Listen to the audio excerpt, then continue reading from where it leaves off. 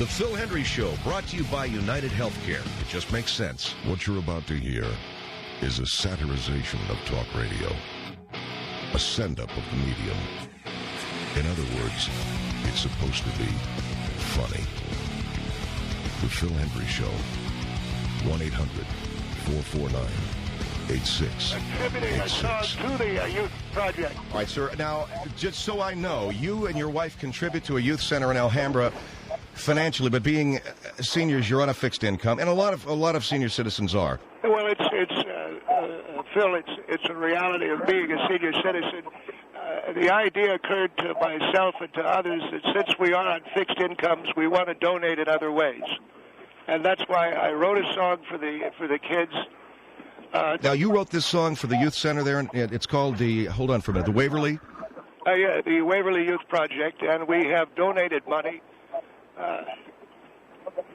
We've donated money for a number of years, and they're having the kids are having a formal dance for the kids that can't afford to go to prom.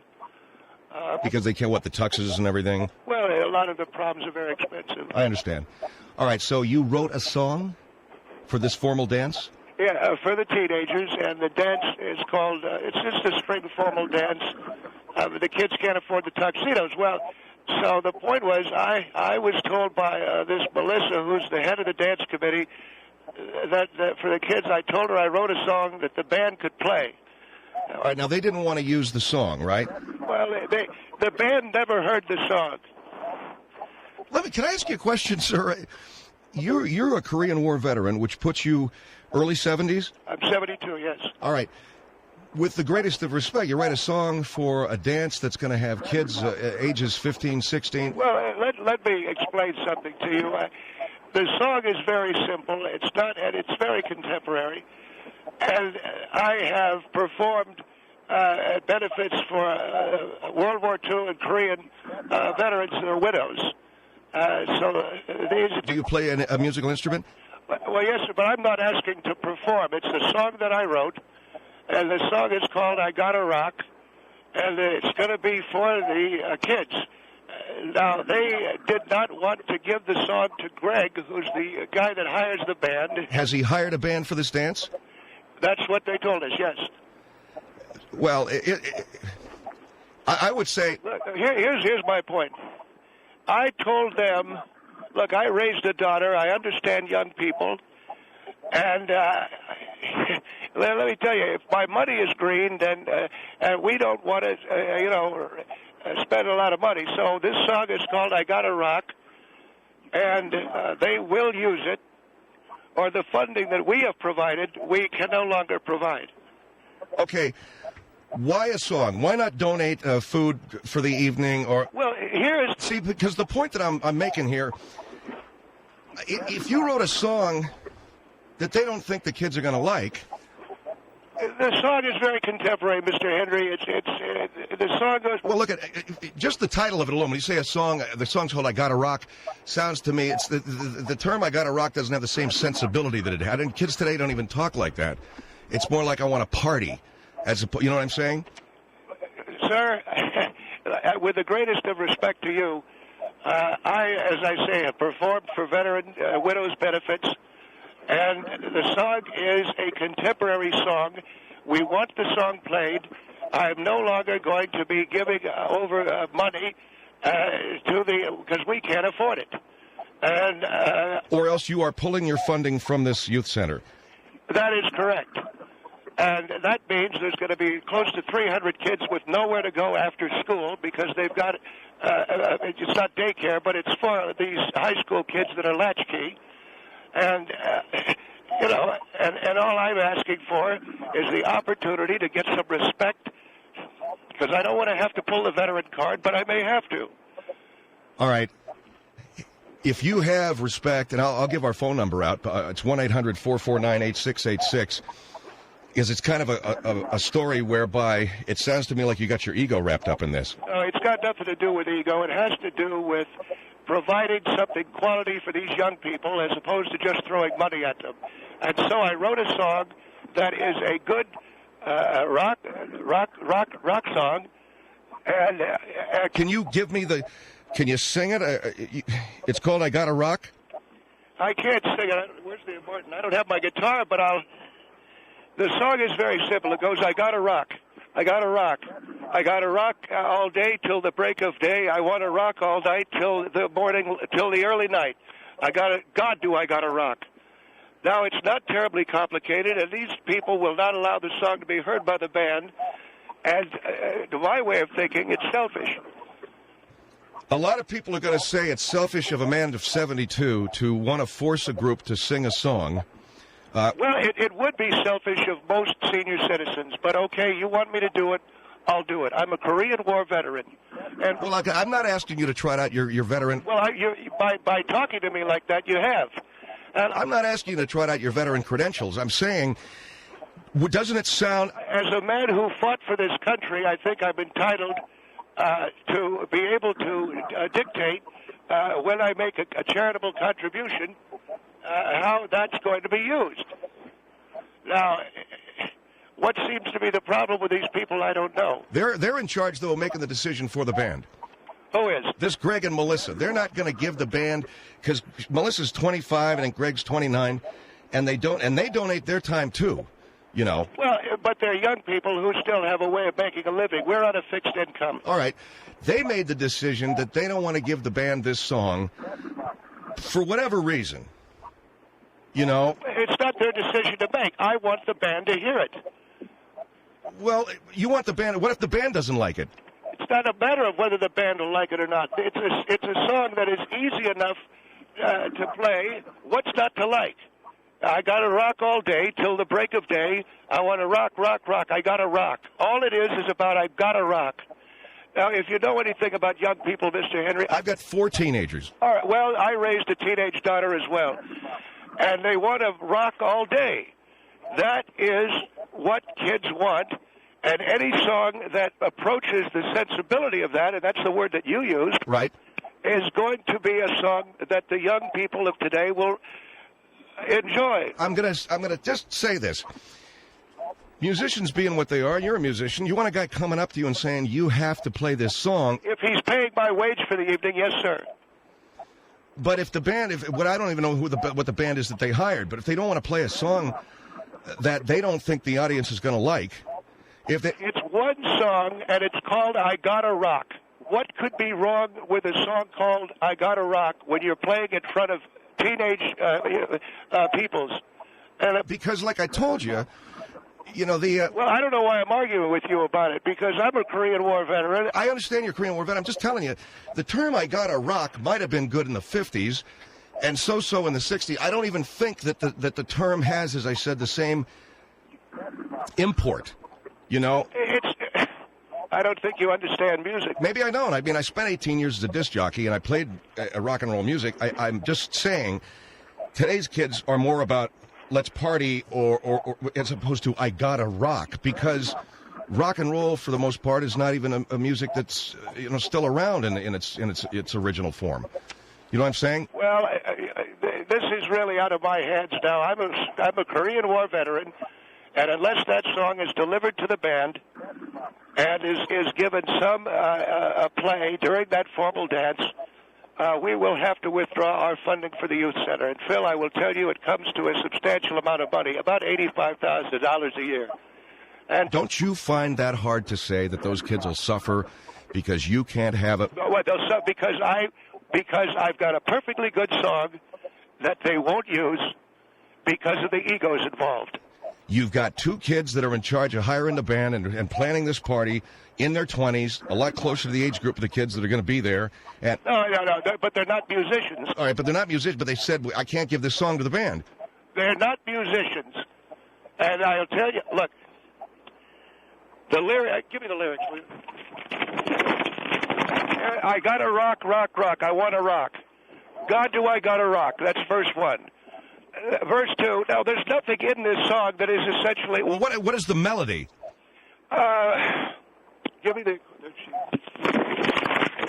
I want to rock. I'm not a singer, Mr. Hendrie, but I got to rock all day. I want to rock. I got to rock. I got to rock, rock, rock. Oh, I want to rock. Now you go to verse 2, and here's the chorus. I've got to rock. You can't stop me if I want to rock. And then it moves, and then I got to rock all day till the break of day. I want to rock all night until the break of day. And then you go on to the next lyric. All right, let me take a break here, okay? I'm sorry? Let me just hold on for a minute. Okay, so his name is Mr. Bonafide, is that it? And he's got a song that he wants played at the youth center dance, or he and his wife are not going to be funding the youth center any longer. The song's called I Gotta Rock. He's 72. This is a song that's going to be played by a band performing for kids in the age group of like 15 to 17. Now, maybe it's no big deal for like one stinking song, you know what I mean? And maybe they ought to just go ahead and give it to the band and let them play. They could goof it up if they want. But unless this guy gets his song played, then they pull their funding and they close that youth center down. The reason he feels he should have his song played? Well, maybe I ought to have him just say it. Mr. Bonafide, why do you feel... And the other thing... Hold on for a minute. Why do you feel your song should be played? I feel because of... Because why? Because I'm a Korean War veteran, and I... That's it. Because he's a Korean War veteran. 1-800-449-8686. 1-800-449-8686. The world-famous Phil Hendrie Show. I'll be right back. Phil Hendrie Show. 1-800-449-8686. Roasting marshmallows on the everlasting bonfire.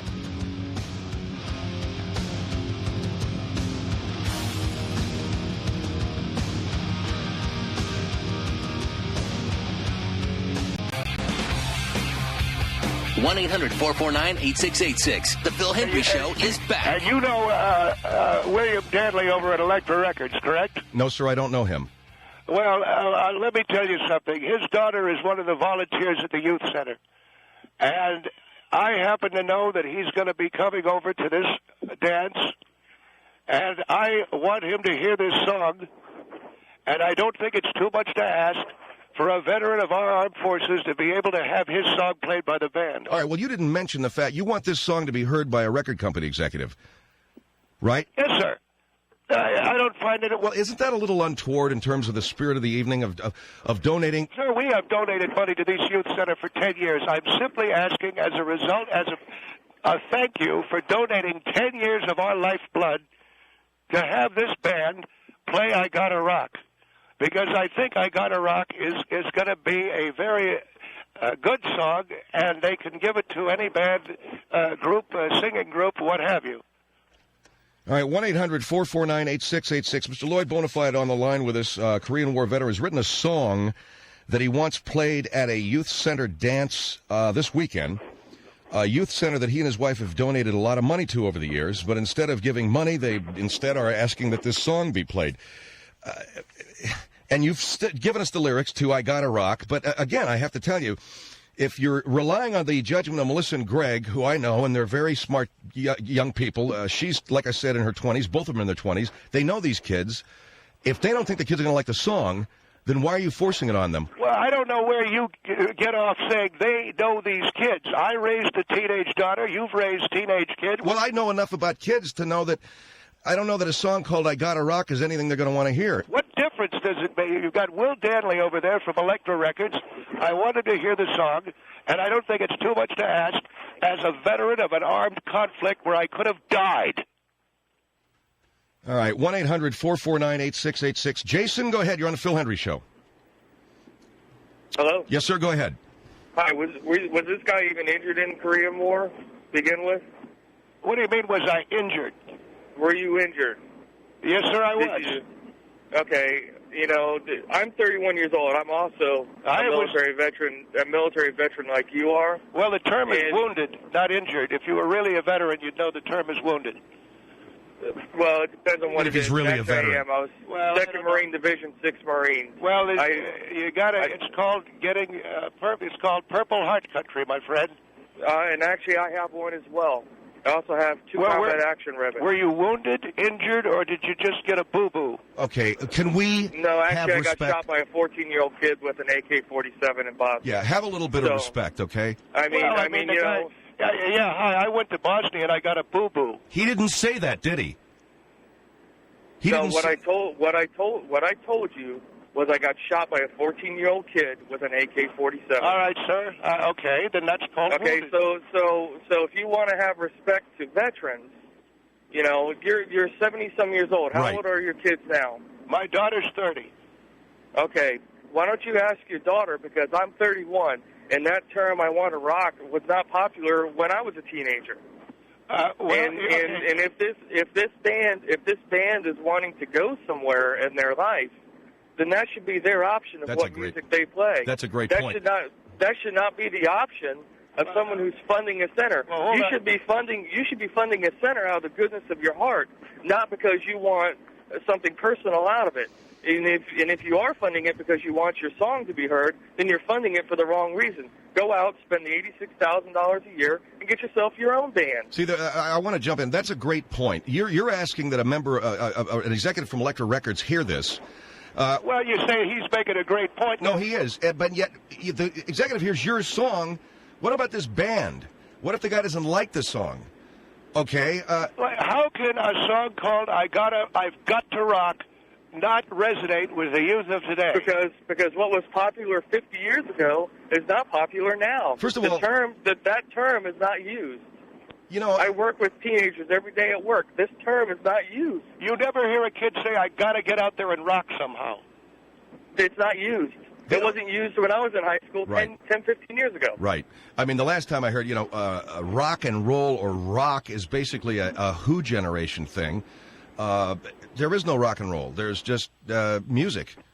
Well, I think both of you guys are strictly from hunger. Well, I mean, that may be. And I want to say one other thing. This gentleman, wounded in action in Bosnia, I think you were very disrespectful.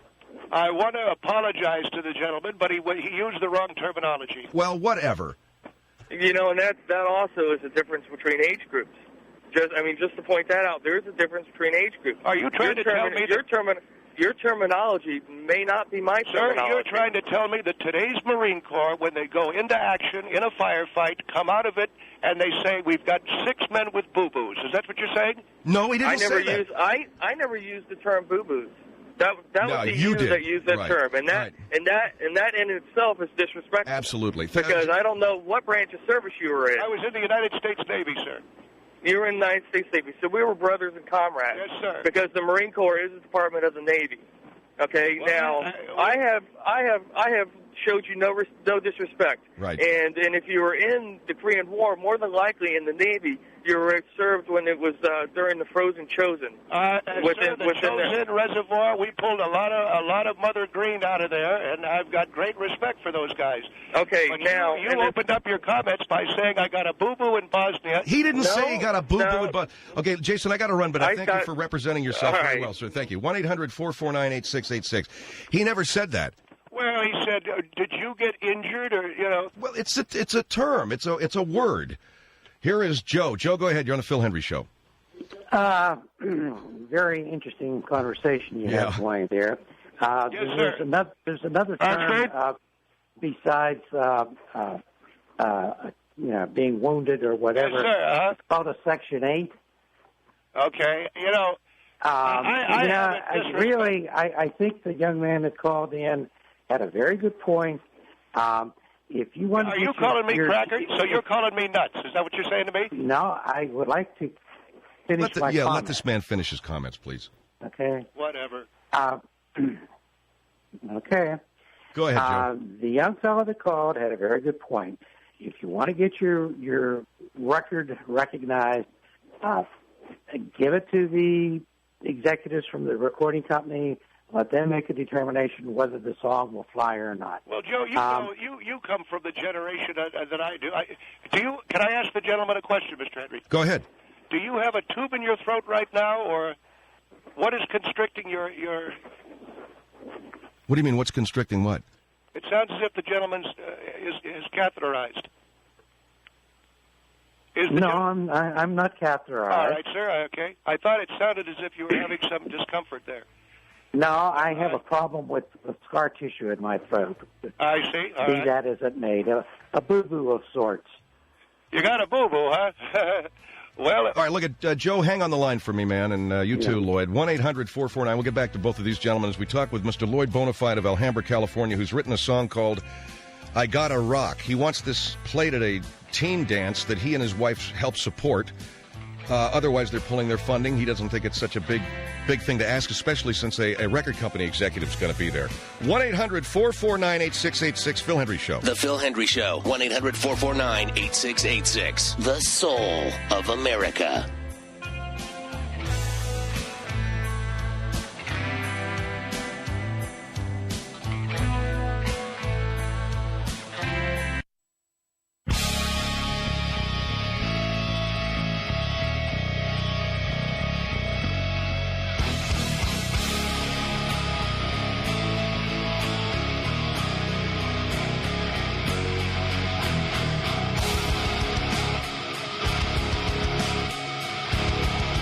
One 1-800-449-8686. The Phil Hendrie Show is back. All right, let me get Joe back on the line here. Joe, you there?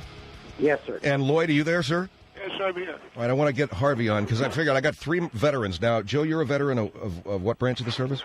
Texas State Guard. All right, now you were in the Navy, and is this Harvey? Harvey? Yes. Where, sir, what branch of the service? Phil, I was with the United States Marine Corps in the North Pacific in World War II, so I put a little bit of years on these gentlemen. But I wanted to say to this Lloyd chap, you know, you got to be kidding. I'm a great grandfather. I wouldn't. I got a rock. You got rocks in your head. Well, I didn't disrespect you. I'm just telling you. You go out there with I Got a Rock, and those kids will ream you with everything they've got. You'll get it. The kid, I don't know if you've ever heard the term getting tooled. They'll tool you.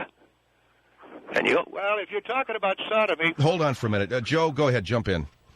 The gentleman fought in Korea yes, sir. To protect the rights of this country. And part of those rights, as I see them, are that you can make decisions without being coerced by someone who's blackmailing you. Well, that's the truth. Withhold funds. Right there, that's the truth. If you're going to give charitable contributions to someone, you don't expect anything back in return.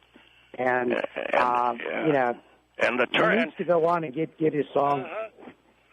And you got a song called "I Got a Rock," brother. If I were you, I would take that song, wad it up, shove it in my jock, and sprint to the nearest ocean.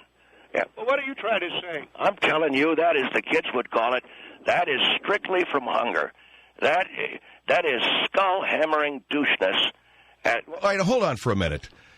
Joe, thank you for your call, brother. Appreciate it. Thank you, sir. Oh, wait a minute, Joe, aren't you going to stick up for me? You were in the Navy, correct? He didn't. He said he was in the Texas Guard. Well, I was in the Marine Corps, and that song, I Got a Rock. All right. 1-800-449-8686. Here is a very lovely name, Trebaka. Okay, let me go. Trebaka? Uh-huh. Yes, dear, you're on the air. Go ahead. Okay, hi. Is the young lady's name is what? Travaka. It's Chewbacca? No, it's Travaka. Okay. Okay, what's his name? Am I still on the line, Mr. Hendrie? Yes, you are. And we have Harvey and Lloyd on the line, Trebaka. Okay, how y'all doing? I'm very good, dear. How are you? Okay. What's the guy's name that want to play the song? My name is Lloyd Bonafide. I've got a song out.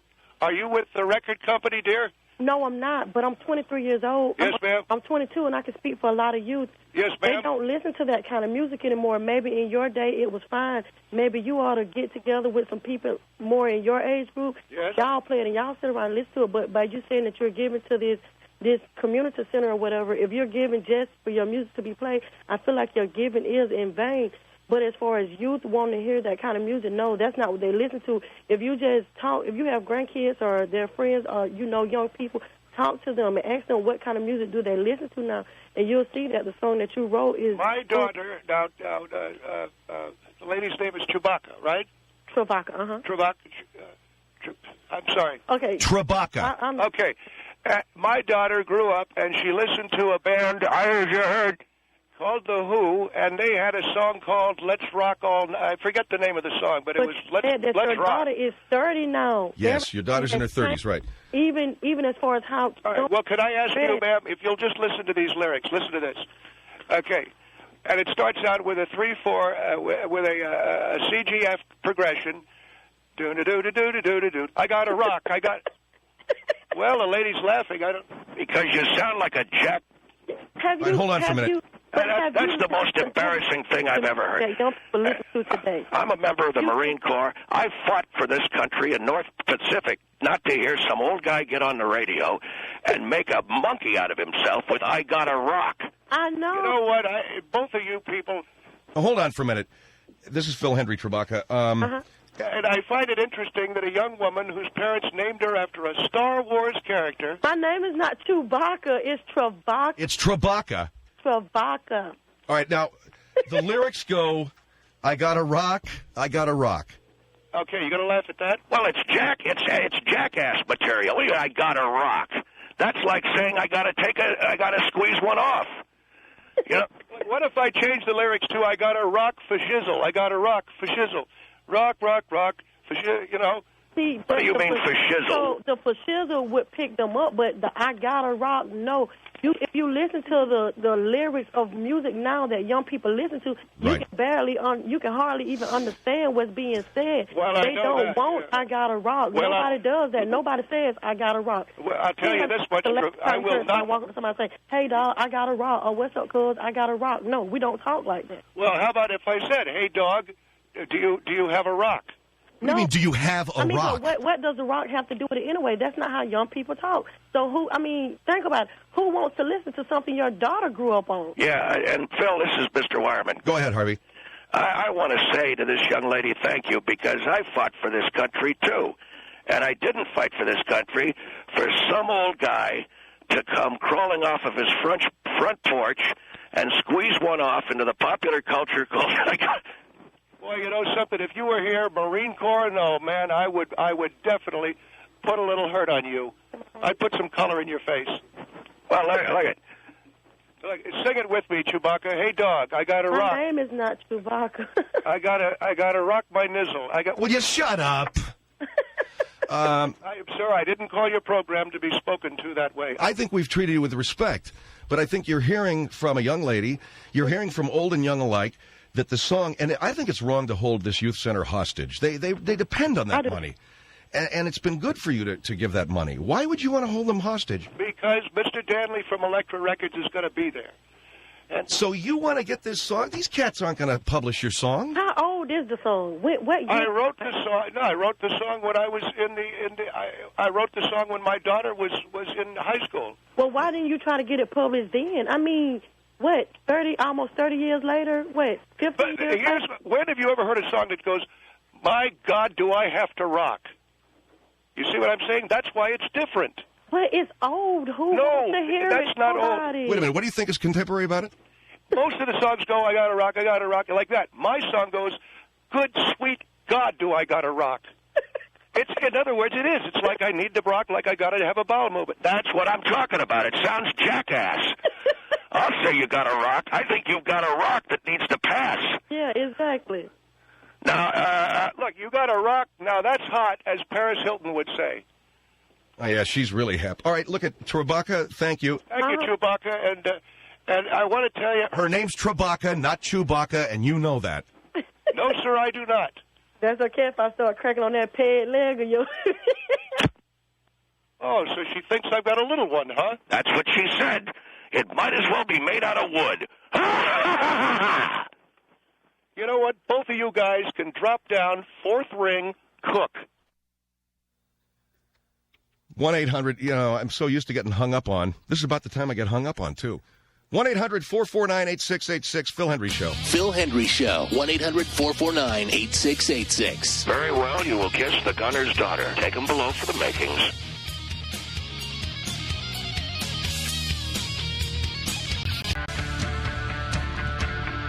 1-800-449-8686. And now more I certainly on don't the want to Phil be Hendrie selfish. Show. I just think it's selfish to want to have this song played at this dance that is intended for young people, very young people, so that you can have it heard by Elektra Records. But, and so the fact that my wife and I have given an enormous amount of money, what about that?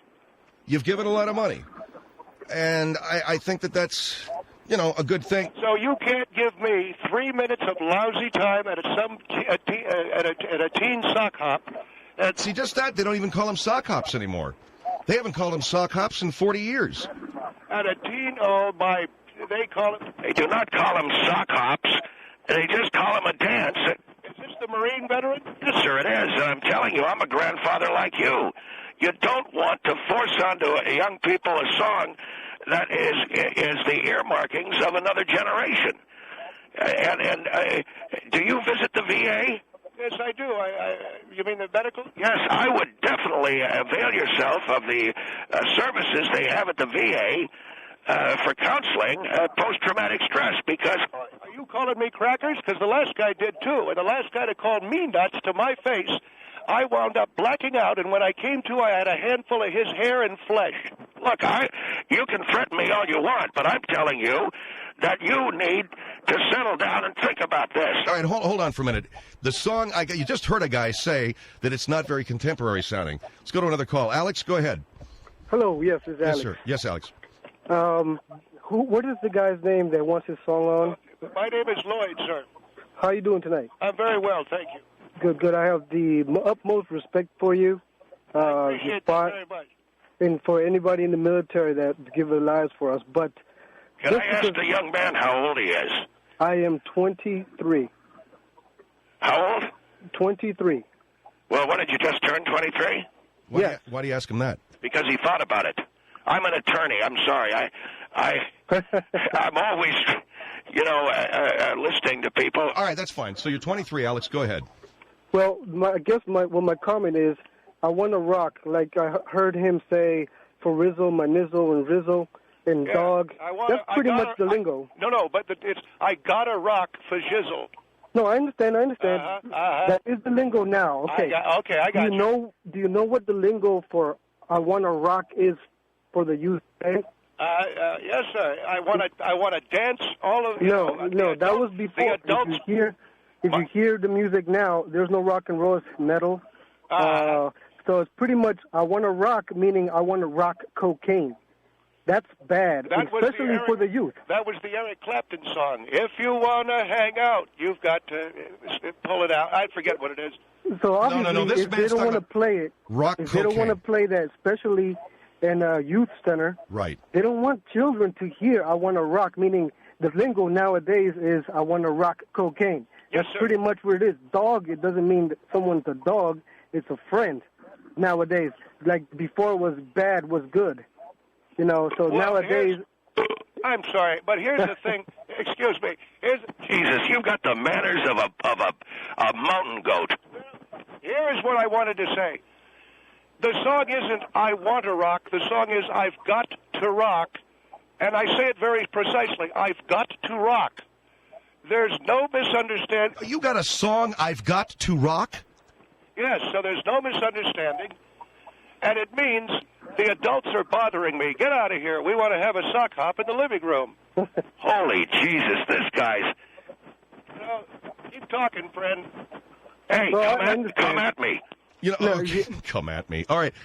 Alex, thank you, because it's obviously something in terms of subcultural reference that has changed over the years. And, right. Well, you sound like some kind of a queer with a college degree. I'm saying to you... Don't call me that. Look at here. Here's the point. What's the young man's name? Alex? Alex, do you go to a lot of these dances? I did. Nowadays, no. I'm studying now. You don't go. Okay.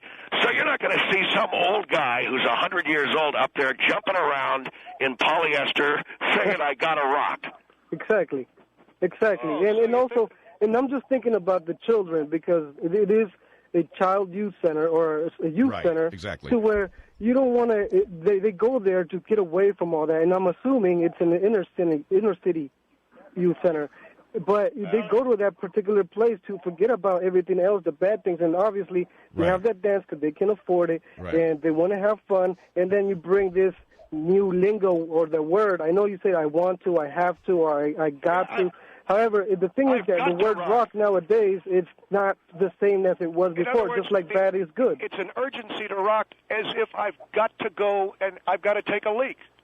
I'm just saying. Oh, God, I got to rock almost as bad as I need to take a leak. It's pretty much what I'm saying is just take everything into consideration. Exactly. Don't just look at it, I want my song on there because I contribute. All right, thank you very much, Alex. Thank you, pal. You hear that young man laughing, and... Yeah, but this guy doesn't understand. What is your name again? My name's Harvey. I'm a Marine Corps veteran in combat in the North Pacific in WW2. And I'll tell you right now, I didn't pour hot, burning oil on some Japs just so you can leap around on a stage, do a hitch kick, and go, I got a rock, and then run to a house. All right, I had to hang up. Didn't hang up on me, though, did you? I'm hanging up on you, too.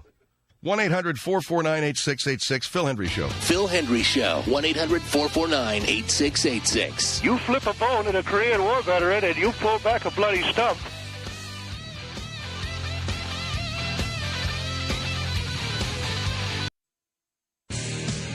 They don't say, I got a rock.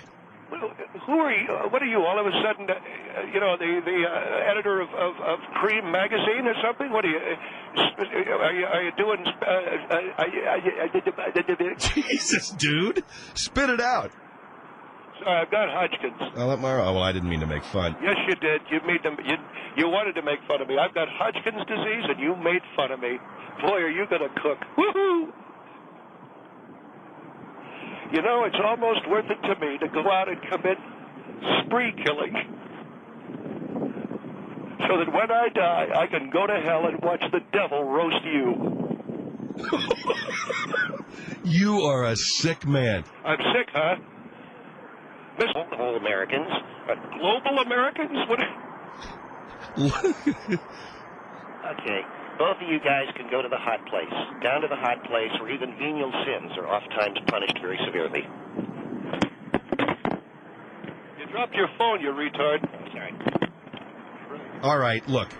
My understanding, Mr. Bonafide, you were on our show. You were trying to get a record produced called I Gotta Rock. Yes, sir. Now, you've changed the name of it?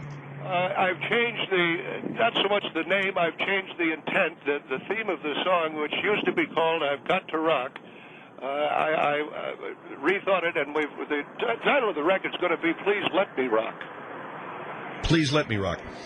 Now, you heard when you were on our show a few months back that young people, you said this was relatable to young people. Yeah, Mr. Hendrie, I heard what people said. I've spent a great deal of my time, a great deal in my retirement, working with young people at our youth hut and the other associated charities.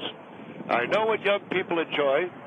And even when a young person says to you, I gotta rock or please let me rock, nobody's saying that anymore. I don't understand. You're hearing kids say, let's party dog and all that. They don't say, I gotta rock. Well, who are you? What are you, all of a sudden, the editor of Cream magazine or something? What are you? Are you doing? Jesus, dude, spit it out. Sorry, I've got Hodgkin's. Well, I didn't mean to make fun. Yes, you did. You made them. You wanted to make fun of me. I've got Hodgkin's disease, and you made fun of me. Boy, are you gonna cook? Woohoo! You know, it's almost worth it to me to go out and commit spree killing so that when I die, I can go to hell and watch the devil roast you. You are a sick man. I'm sick, huh? Mr. Hendrie, I am here to try and get a record. All right, is this guy listening? Yes, he is. His name is Jonathan Samuels. He's with Hot Pop Records. Oh, dude, this sounds like you're getting hosed. Hey, watch who you call queer. He's with Hot Pop Records, and he's out there listening. And, sir, if you're listening, please don't pay any attention to Mr. Hendrie. He is one of these liberals. This song is called Please Let Me Rock. It goes like this. 1, 2, and a 1, 2, 3. Oh, please let me rock. Come on, let me rock. Let me rock. Now, that's the first chorus.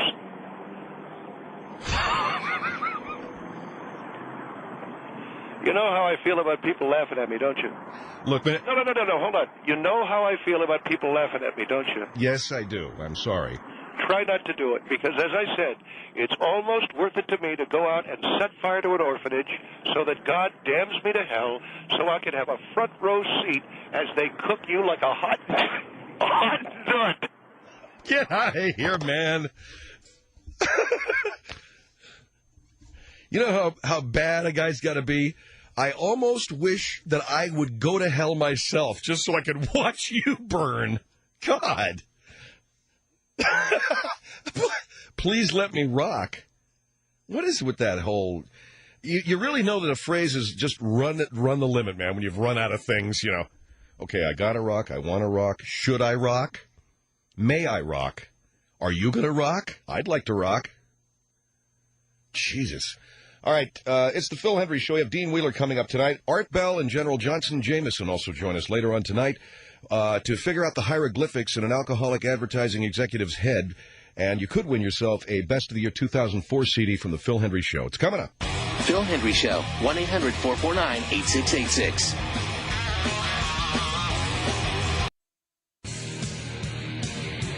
Something fun for you guys to get involved in. I'm going to just head out briefly here.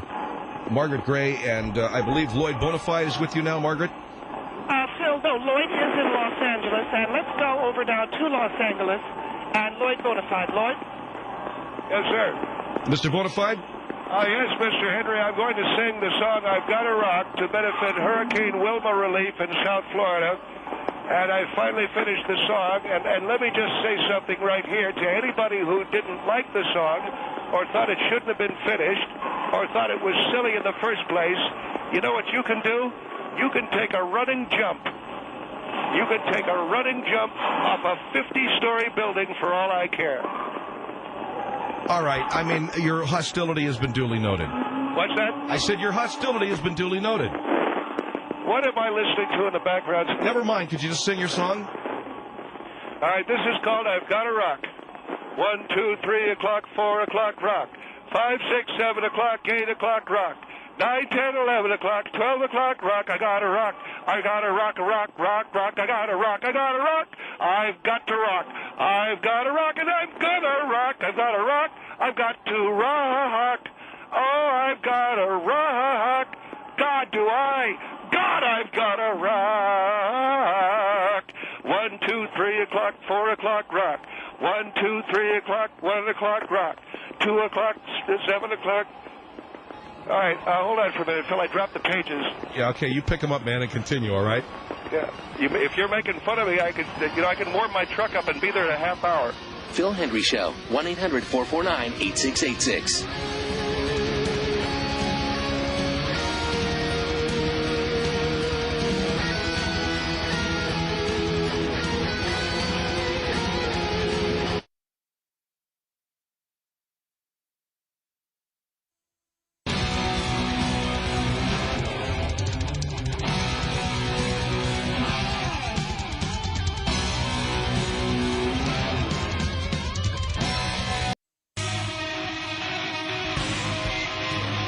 And the reason why we're saying it's not okay is because you can boogie, if you pardon my language, you can boogie your ass off and you'll still wake up the same loser that you went to bed as. And I'm sorry about Jim's wife, but I tried to do the best I could by recommending the most efficient way of dealing with this horror of her death, and that was, here is the name of a crematorium. But the man had hope that his wife was going to live. The man had hope that... she was dying of a very insidious cancer that was eating their guts out. And she was on life support. And this man is sitting there, the doctor has a new medicine, she'll be fine next week. And I remember saying, yeah, okay. What do you say to a man like that? You just be a friend. Look, I'm not saying you did anything wrong, but it's I understand why he doesn't want to help you now. I don't, and I don't see. You obviously don't work with young people. All right, let me take a phone call. I'll give our number out, 1-800-449-8686. Here is Doug. Doug, go ahead. Yes, I just wanted to say in response to the gentleman there that I've dealt with youth as a boot camp instructor for teenage boot camp, So I have a passion for youth, and I understand where he's coming from. But on the other side of the spectrum there, talking about his friend. What do you mean by what do you mean by boot camp? What is that? Teenage boot camp. The boot camp where troubled teenagers go. Is that administered by law enforcement? Certainly. Well, I don't know. What are you talking about? The reason that I called wasn't... Do you really work at a boot? See, I know kids, and I also know people. I know people who try to say they work with kids, but don't. You know. Well, are you saying this guy doesn't? Well, he doesn't seem to know what is a boot? I asked him a question. What is Well, what do you mean? Did the man not tell you? I asked him, is it administered by law enforcement? Well, if these are troubled kids, are they in trouble with the law, Doug? Yes. So who administers it? It's a state-run program. All right, go ahead. Well, you may be satisfied, but I'm not. Go ahead, sir. Okay, well, that part of my comment was irrelevant anyway. Basically, what I was calling about was to give my opinion about the other side of the spectrum there, where he said made the comment about the guy's wife, being still alive, and then the woman is she might as well have had leprosy, and he's sitting there saying, "Oh, it's just a blemish," and I'm saying the problem that I have is that if it were my wife, I love her dearly. I mean, I'm in love with that brown-eyed girl. No matter what happened to her, as long as she's still alive, I could not, for the life of me, think of somebody coming and saying, well, here's a place you can have her burned or buried. You know what I'm saying? Well, but I don't understand. If you care about I the youth, understand where your heart was. I understand where your heart was. Your heart was in the right place. Yes, sir. Thank you. But your heart was in the right place. There's no doubt about that. Do you care about the young people of our country, though, is my question, you see. Well, my point here is that this individual certainly has every right to his emotional feelings. That's a point. Yeah, that's a point that we're not looking at here, Mr. Bonafide. Well, with all due respect, what you gentlemen aren't looking at is I have a desperate need to get this record into Geffen Record Company, and all he had to do was give it to his grandson, Duke, who works over there in they call it the A&R department. And He's certainly not obligated to do nothing like that. Not obligated. My wife brought stew while his wife was still, eating hard foods. So your motive of the stew then was not to make people feel better. Your motive was to try to soften them up, take the record. No, sir. I had no idea at the time that we were going to do I Got a Boogie. I sat down and in collaboration with George Seward, who is a neighbor up near the Thrifty. We did the song. Now, and I said to Jim, and here's another thing. Are you a veteran, sir? Because I'm a veteran of the Armed Forces. All right. Now, this guy, I'm a Vietnam veteran, yes, sir. God bless you. I served in Korea with the United States Navy. Now, thank you for serving. And yourself. Now, this guy Butterworth, though, was in the United States Army in the 50s, and they didn't do anything more than sit over in Germany and polish missiles. And this guy... Well, wait a minute. What are you saying here? Why can't that's not this the guy issue here. Say, take this record over to that grandson of his, who's one of these goth guys, and get the record made? But no, he's got a hard-on for me because I said, here's a good place where you can take it. Well, rightfully so. You have to look at it from his perspective, don't you think? Take it when it dies. Yeah. All right, Doug, thanks. 1-800-449-8686. Take it when it dies? I meant to say, Peggy. Take Peggy when she dies to a very reputable crematorium. All right. Well, you heard what that man said, and I would have to agree with him. If my wife is sick, a girl that I love very much, any man, any woman who has a partner, a mate, a husband, wife, and they're sick, you don't want to think of them dying. You don't want... Even when they're laying there, and they're not... Even when the only sound that comes from them isn't from them, it's from a machine that monitors the heart, the breathing in the heart. Is it? Yes, even if they're on some kind of life support, yeah. And, Mr. Hendrie, my further question for you then would be, is it more important to think about something that is no more than a vegetable than the young people of America who must hear this song? I Got a Boogie is a song that will coagulate the intention. Here's a lyric that we did. Wait a minute. I've heard the song, and it's well intentioned. But the fact is, Yeah, it's even more important than that. Well, there's the problem. Most people only care about themselves, not about our kids. You work with my friend's place, and I got a boogie today. I got a boogie, okay. I got a boogie, and that's not okay. You see, so he recognizes immediately it's not okay. To party and to... Yes, and to live the life of basically, and to live the life of a loser. And there's a lot of kids out there who are losers. All right, 1-800-449-8686 is our number. Mr. Lloyd Bonafide joins us from the Hermitium. That song, by the way, I didn't want to say it. It's just, forget it. But he wants to get some kind of recording deal with Geffen to get the record out.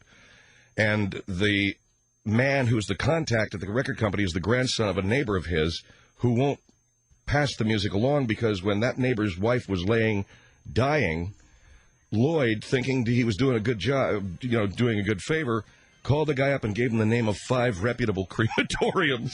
Sorry, it's not right. I shouldn't laugh at that, but good Lord. Your wife's sick? Yeah, let me give you the number of a place that, cremates people.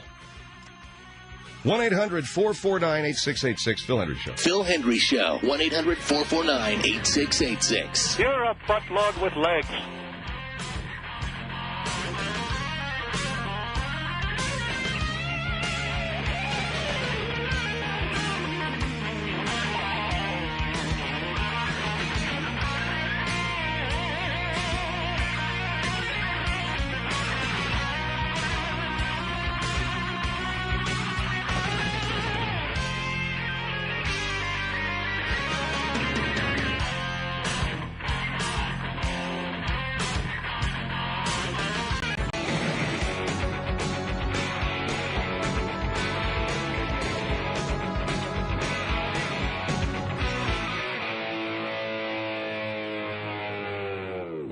One 1-800-449-8686. The Phil Hendrie Show is back. Hold on for a minute, Lloyd. 1-800-449-8686. Mr. Lloyd Bonafide with a group called, what does the Hermitium mean?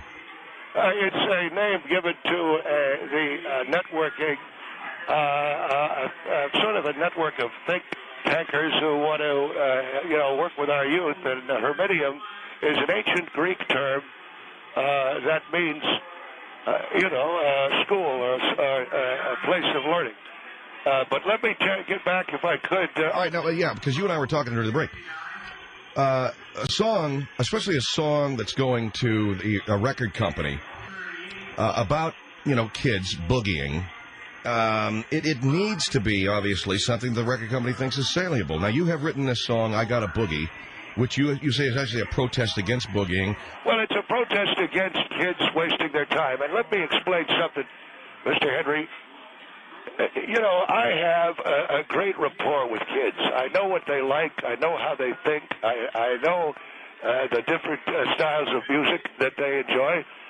We have different dances. The kids come to all of them.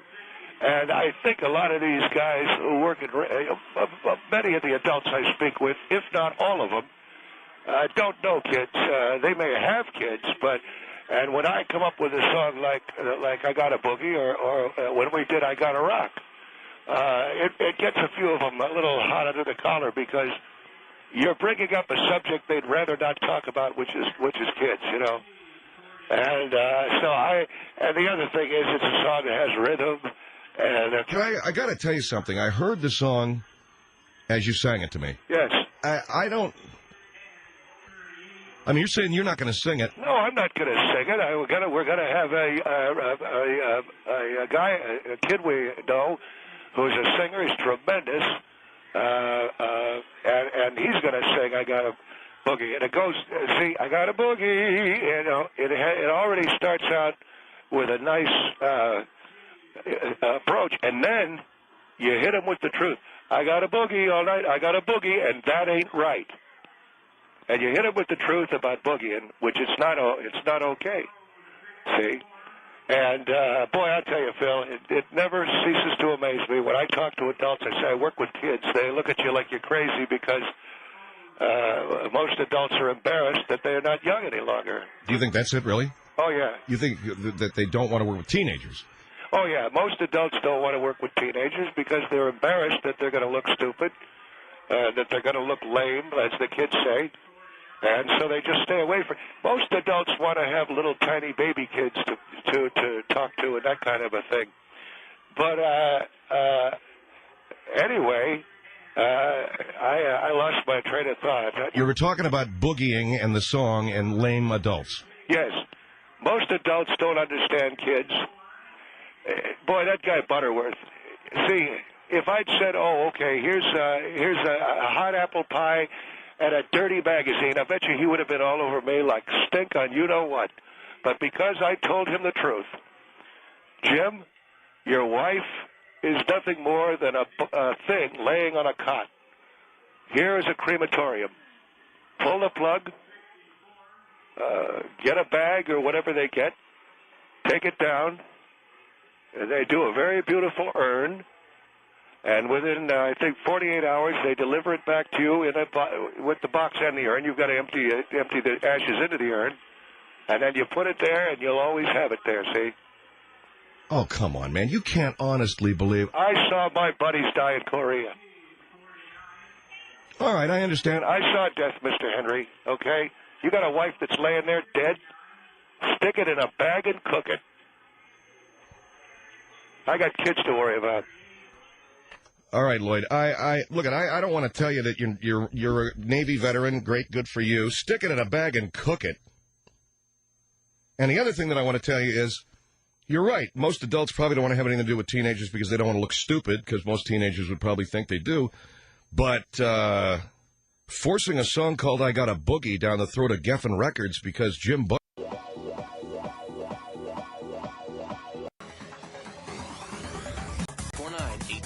But I'm back here with Vernon Dozier, the president of Friends of Frank Sinatra fan club, that believes that Sinatra's music has not been treated all that well, especially with the karaoke versions of "My Way" being sung. "My Way" is a huge Frank Sinatra hit. You'd agree?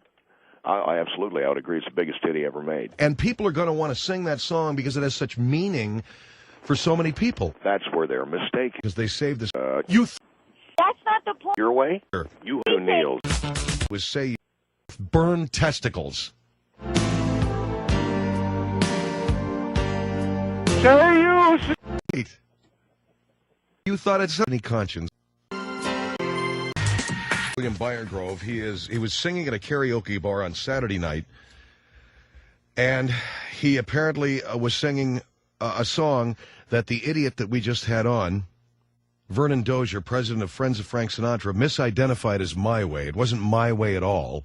It was "Say You, Say Me." Let's pick it up, the recording that we have. Go ahead and roll it. This is in the karaoke bar. And then he was tased. He was tased by Mr. Dozier. Say you, say... Ah, my nuts!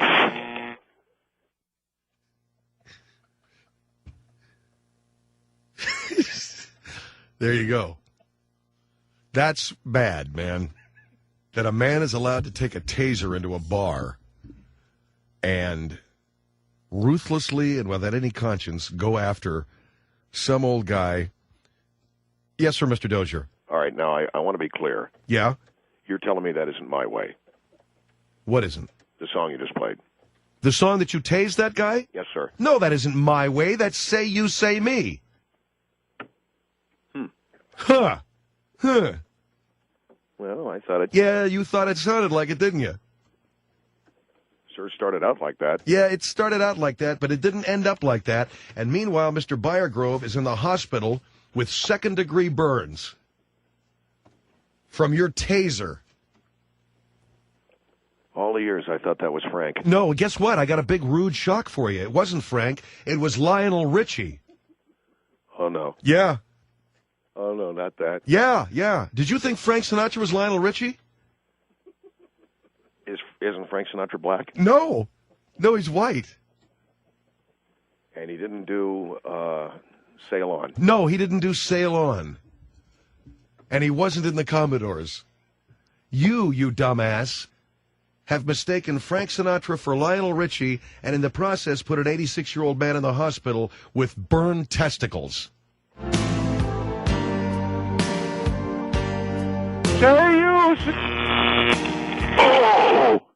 Okay. 1-800-449-8686. So that's just some of the a variety of sophomoric humor we're involved in here on the Phil Hendrie Show. I thought Lionel Richie was in the Brat Pack. No, he wasn't. Well, who was the Negro? That was Sammy Davis Jr. Oh, and it still don't make him Frank Sinatra, does it? No, it doesn't. Yeah. Get rid of him, will you? No. Sammy Davis Jr. was Sammy Davis Jr. Lionel Richie was Lionel Richie. The only flick I ever saw Lionel Richie in was Car Wash. Or Thank God It's Friday, one of those. Well, then who was Bojangles? That wasn't anybody.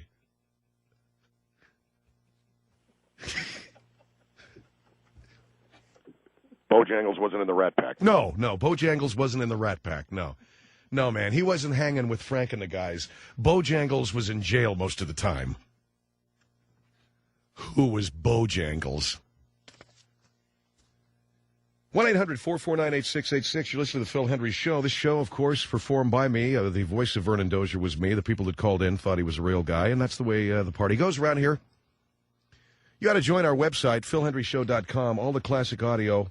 All of the audio.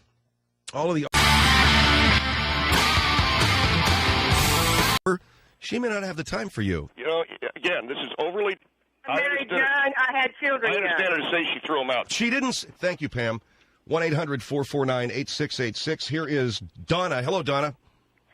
Hi, Rusty. This is my first time calling you. I would like Mr. Grover to know... Welcome to the Rusty Humphrey Show. Can you hear me? Hold on, ma'am. What show did you call? Oh, I called Rusty Humphrey. Okay, hold on. Let me just get him for you, all right? Oh, okay. Thank you. Can you hold the line? I'm sorry. Hey, Rusty! Rusty! Rusty! Somebody on the phone for you. Yeah. Hello? Yeah, hi. How you doing? I'm doing fine. Oh, great. Who is this? What can we do for you? Okay, is this the Rusty Humphrey Show? Yes, ma'am, it is. Can you hold on for a minute? Oh, yes. All right, hold on, please. Stand by. Hello? Back to air in 3 seconds. 2. 1. Rescreen the call. Oh, ma'am? Yes. Who is this? Is this this Donna? Okay, Donna, can you hold on for Mr. Humphreys? Oh, yes. And he'll be on in a moment. We've got a lot of calls coming in tonight. Hold on. Oh, I will. Thank you. Hello? Okay, Donna, you're next up on the Rusty Humphrey Show. Please hang on the line for a moment. I will. And now, Rusty Humphreys. Sitting in for Rusty Humphreys tonight, Phil Hendrie. All right, we're back with Larry Grover here on the Rusty Humphrey Show. I'm Phil Hendrie. And Donna, go ahead. Okay, hello, Mr. Henry. How are you? Oh, I'm fine, thanks. How are you? Thank you very much. Oh, good. I'm a little nervous. It's my first time calling. You're doing great. You're doing a great job. Okay, thank you. I got to tell you, I'm enjoying talking to you, Phil. Usually Rusty and I hit it off very well, but you're doing very well tonight. Thank you. I wanted to speak with Mr. Grover for a moment. Yeah, this is Larry Grover. Mr. Grover, yes. I am a single parent. I would like you to know what does that mean? I do not have custody of my son. Can you hold on for a minute for me, Donna? Because we're coming up against a break, okay? Oh, you bet. But you'll be the first one out of the gate. Oh, thanks. The Rusty Humphrey Show will be back. Sitting in, Phil Hendrie. Hi, everybody. I'm Rusty Humphreys. I'm on vacation, probably upstate, fishing, probably skinning the gills off a bass or a trout right now. But stick around. Phil Hendrie's filling in for me. We'll have more. The Phil Hendrie Show, 1-800-449-8686. The eighth wonder of the world.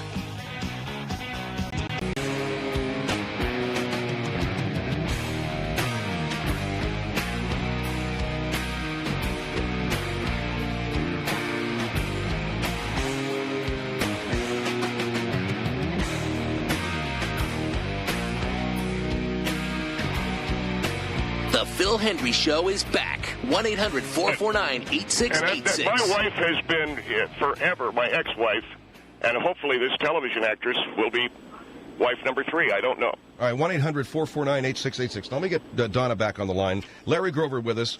On his way to Hawaii, his daughter cried this morning when she wanted him to go to a volleyball tournament. And well, I don't think that tells the whole story. Well, let me just get our caller back up. Donna, you there? Yes, I'm here. Go right ahead, ma'am. Okay, Mr. Grover, I would like you to know kind that... of a low blow, Phil. Hello? You're letting her talk. Go ahead, ma'am. Hello? Yes, ma'am. You're on the air, Mr. Grover. Oh, okay. I want to ask Larry. Let the lady talk. Yeah, but you're letting her get her point in. Well, I heard a half hour of you talking about how you're going to Hawaii with a television actress. Go ahead, Donna. Okay. Jesus. I just wanted to say that I just wanted to let Mr. Grover know that I am a divorced woman. I do not have custody, Mr. Grover. My ex-husband has custody of my son. Now, my ex-husband has made it very difficult for me to see my son, no matter what my son was doing, no matter what activity, what lesson, What did you do wrong whatever. not to get custody? Now let me tell you something. Well, what did you do wrong not to get custody? That has nothing to do with the point right now, Mr. Grover. I want to focus on your daughter. There's probably a restraining order on this woman. No, well, wait a minute. Let the lady tell her story, please. okay? Don't pass judgment over me. Well... I don't appreciate it, okay? What is it, 200 yards, 300 yards? What are we talking? I want to tell you something. The child comes first no matter what. You know, when is your daughter going to come? When is your daughter going to have time with you? When is it going to be your daughter's turn?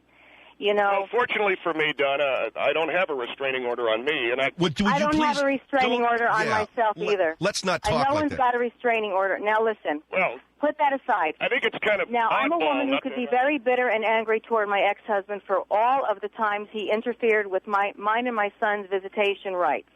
Now, I chose not to be, and I deal with a vindictive ex-husband. Well, however, he has that is custody his of problem, the child. Mr. Grover. That is not my problem. My problem is this. My daughter, who I love very, very deeply, a lousy, okay, so I'm missing her volleyball tournament. Mr. Why Grover, couldn't her mother if you say... loved your daughter very deeply, you would be there at her tournament.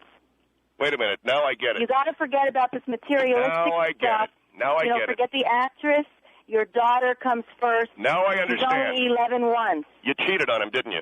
Now I get it. Okay, thank you. Bingo. You know, this is not the issue, Mr. Grover. We're not talking about your that. Daughter. Well, I'm curious as to why... The issue is your daughter. No, you don't have the right to have this curiosity about my life. Let me ask you, did they ever profile you on cheaters? Would you listen to what the woman is Mr. saying? Grover, yeah. Now I get it. You know, Listen to I don't want to regret calling in. Ma'am, I am and just explaining simply saying that my daughter is a volleyball. Look, I can sympathize with an ex-spouse. Everything's going that way. Pardon me? Sorry, I dropped the phone. Go ahead. I dropped my phone. Please go ahead. Okay. Who was the private eye that investigated you? I have no names to give you because there weren't any. Now Would listen. you listen to her, please? You know, Mr. Grover, I really don't want to speak to you. I mean, you are so vindictive. I can't believe it. I'm not vindictive. I've got a young girl, a daughter that I love very deeply. No, you don't. If you loved her, Mr. Grover, you would be there for your daughter. Oh yeah, Your daughter will only be 11 once. You will only see her running around this field once.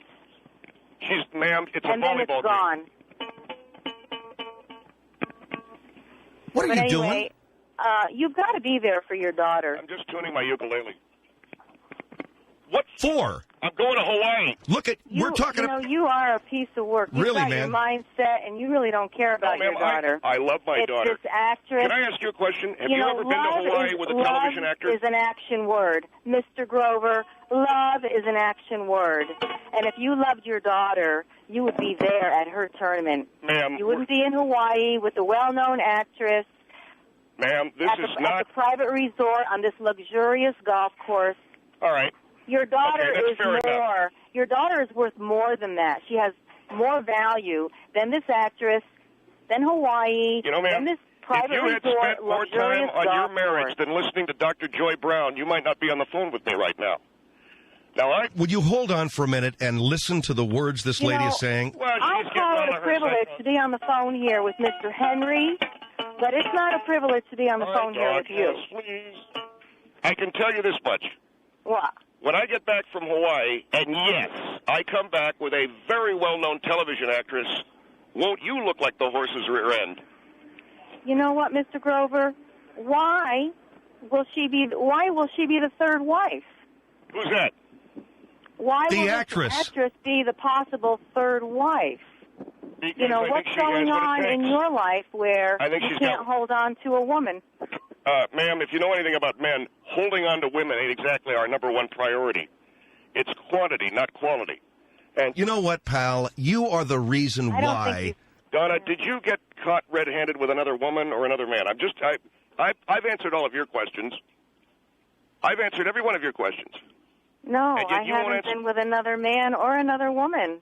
There wasn't a PI? Not that I know of, not that I'm aware of. So wait a second. So he did have you followed? Will you shut up with these questions? What are you doing? You're making I want to know why you don't have custody of that boy. I can understand that I don't have custody because I'm a man. We always take it in the shorts. We always take it in the Royal Red American. But women always have custody of the kids. Now, why don't you? No, they don't always have illness? custody. Well, there's only one other reason why they don't give custody to a woman. You want to know why? Well, because you had your ankles up over your ears. Oh, man. Would you really like to know? Yes, I would. I will tell you. Yes. And it's not your typical story. Were you a prostitute? Okay. Mr. Grover, I was assaulted. I ended up with major brain damage. My body was torn, twisted, bruised. Oh, that's a good excuse. Now, will you please listen to her? I'd like to see pictures. I have healed. I have done a lot of healing through this. And I tell you what, Mr. Grover, you have a lot to learn. You really do. Are you saying that, in other words, did you ever see that Star Trek where the guy was just a head on a machine? Is that what happened? Will you shut up and listen to her? Well, she's telling me what the lawyer told the judge. I'm telling you, I'm not speaking of a lawyer or a judge at all. Donna, listen to this. Honolulu, baby, where'd you get those eyes and the dark complexion? I just idolize. Honolulu, baby, where'd you get those eyes and the dark complexion? I just idolized. Oh, when you hula-do, a boob. Get him out of here. This guy's as screwy as a freaking March hare. You know what, Mr. Hendrie? I feel sorry that this I'm very sorry, ma'am. 11-year-old girl has a father like him. Ma'am, I'm sorry about your the assault that you suffered. Well, thank you very much. I didn't make it up. I wouldn't say something like that. Was it debilitating to the point where you were still... well, yes, I was not able to care for my son. Oh, God. I'm so sorry. And it took about 7 years to heal from the brain injury, but I just went to every kind of therapy possible to help myself heal. Of course. Did they catch the piece of garbage that did this to you? Or? Oh, yes, they did. They caught him exactly 24 hours later. Did you know this individual? 11-month trial, and he got 15 years for the crime, which was maximum time for that particular crime. Yeah. And he died in prison after 4 years. Well, I can't imagine that would distress you at all. No, it wouldn't. Yeah. You heard the news and you laughed, didn't you? Oh, my gosh. I mean, usually when somebody dies, you don't jump for joy and dance around the house, but I was in such fear of this man coming back put the guy on hold, and finishing the job. Yeah, hold on, Donna. Put him on hold, okay? Put him on hold. Okay. Donna, were you, what city do you live in? Well, I live in Stamford. Honolulu, babe. I told you to put him on hold. He fought his way off. Donna, thank you. Yeah, thank you very much for your call. 1-800-449. One more guy fights his way off a hold, bud, and they'll have to hold me back from fighting my way to you. I'm Phil Hendrie. Fag. The Phil Hendrie Show. 1-800-449-8686. The Whore.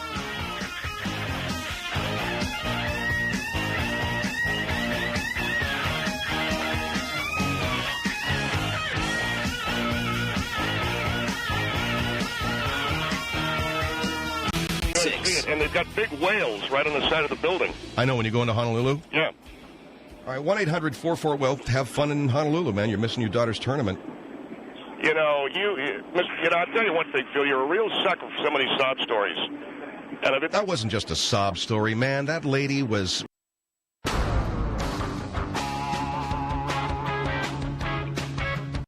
was off... 1-800-449-8686. Hi, Lloyd, you're on the Phil Hendrie Show. Yes, sir. I'm calling to comment about this young woman that was off who took... Yes, sir. I'm on the comment about a young... You need to call... You turn your radio down, sir? Who was off talking... You need to turn your radio down, sir? Hello? Hello? Hello? Hello?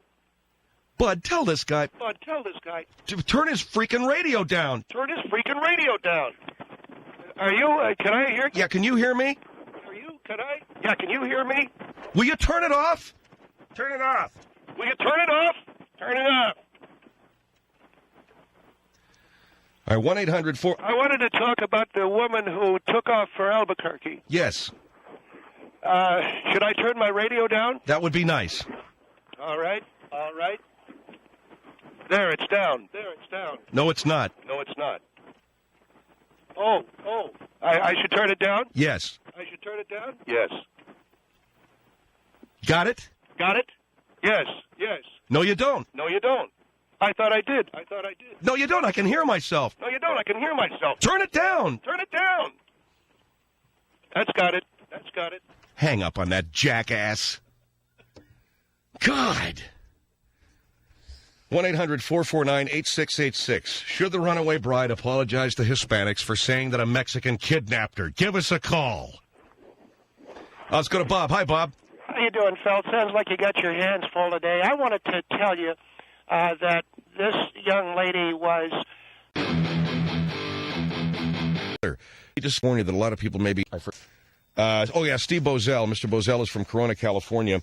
He is filing a lawsuit against a Starburst grocery chain because he was standing in line, and the line was very long and very slow because the checkers tend to talk to the customers, especially old ladies. That would have been so bad, but Mr. Bozell had items in both arms, and he'd taken a sweet potato.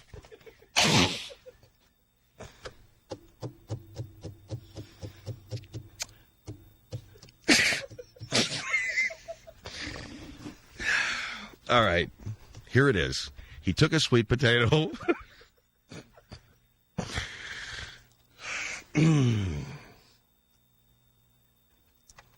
Look at man.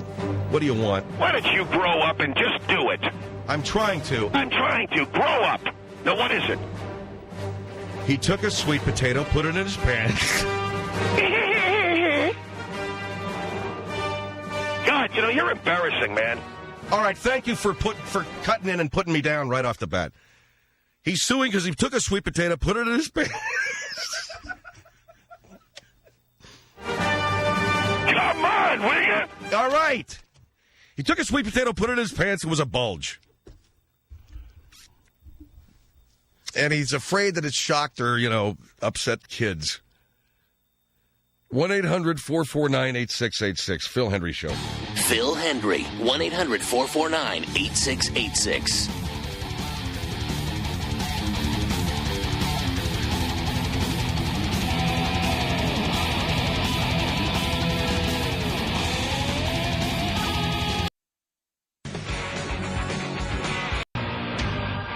Show is back. 1-800-449-8686. Dr. Jim Sadler joins us. Dr. Sadler is a doctor of psychoeconomics and joins us with the fossil fuel problem. Dr. Sadler, how are you? Phil, I'm very well this evening. As well, I suppose, as I could be in the middle of a very confusing world that we live in. The fossil fuel problem, one of energy and energy meeting the demands of the future, meaning the ever-increasing demands of industrial society. You argue, along with others, that we are running low, and obviously we're going to run out. But there are replacements, and we don't necessarily have to go to coal. We don't have to go to solar energy. Coal Phil, is not feasible for environmental reasons, and also the idea of solar energy being able to power a society the size of the United States or any other first world industrial country is completely unfeasible. We have learned through trial and error that solar power on a scale that we would need is not feasible for the near future. We do have available fossil fuels, and I think it's time that we take a very serious look at them. All right. Well, in the book that you wrote, The Time Is Now, the solution to the fossil fuel problem, you're proposing something pretty radical. It is radical, but I think it's time for people to face the facts. We are not only running out of fuel, we're running out of usable, arable land. It's interesting, as a side note, Phil, I am a bodybuilder. I do a lot of bodybuilding. I get around to a lot of bodybuilding competitions. And through the years, bodybuilding, I've developed a physique that is fairly imposing. When I go to lectures, when I go to college universities, and I talk about the new fuel solutions, and I'm standing there in a shirt that's sort of tugging at my forearms, or a shirt that's being pulled across at the chest, and I look imposing, people are a little bit more likely to understand what is a radical argument. Well, what are you saying? In other words, because you're built, people don't want to disagree with you, or? Yeah, it's an interesting phenomenon. No, I don't think they're going to say, I think you're nuts, And that's a good thing, because the point I'm trying to make is a very valid point, and you don't want to have people who are not informed cluttering the argument with a lot of ignorant points. So, all right, well, what is the solution? And the solution is using cemeteries, digging up the bodies, right? The time has come for us to look at these plots of land that we've used traditionally as cemeteries, graveyards. All over the world, there are the remains, decayed remains of humans. This can all be used to a degree as a carbon-based fuel. All right, well, the first thing you're going to run into are the relatives of those people. I understand that, but you have to draw the line. To go to a cemetery on the weekend and sit there in front of a tombstone, I think is at best a debatable use of your free time, even if you are, honoring the death of a relative. I think once or twice is enough. I think visiting a grave repeatedly is morbid. I think that in the long run, those individuals who have people buried in a graveyard, if they thought about it, I think would be happy to see the backhoe arrive, so that we can begin to use, kinds of equipment. Why do you specify a backhoe? A backhoe is really a remarkable piece of equipment. You can use the scoop on a backhoe and pull 5-6 stiffs. All right. Hold on for just a minute. I'm sorry? Yeah. I'm just wondering about the propriety of stiff. That's all. No, I don't mean in a sexual... No, I know you did. I meant when you're talking about someone's loved one.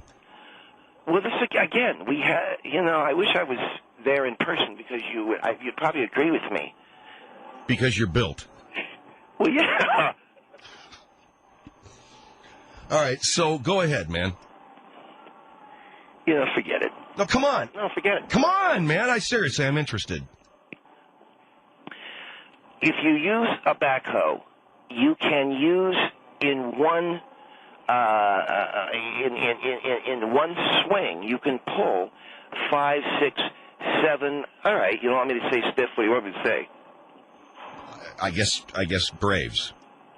All right. You can pull 6 graves out of there, and within 4 hours, you can clear out a whole boneyard. Now, see, that's the other thing. Boneyard. What? What? You're saying boneyard, and you're oh, come on. What's that? What is it? What is it? What do you mean boneyard? Who am I talking with? And who's this queer? It's Dr. Queer? Hold on, Dr. Sadler. Oh, is that you right? No, you heard me right. Some lisping bastard, boneyard, stiff. What, are you getting your giggles? I'm talking about Graves. It's not sexual. You better get this lisping, mincing fag off the... Look at man. He's a doctor, and... You call me a fag? I'm married to a woman who's 19, and I'm 53. Yeah, really, good for you. By the way, they got a special place for guys like you inside. You'll feel it's been done by a train. All right. Calling me, you're going to cast me down with the sodomites, huh? Can we take a break? Phil Hendrie Show. Phil Hendrie Show. 1-800-449-8686.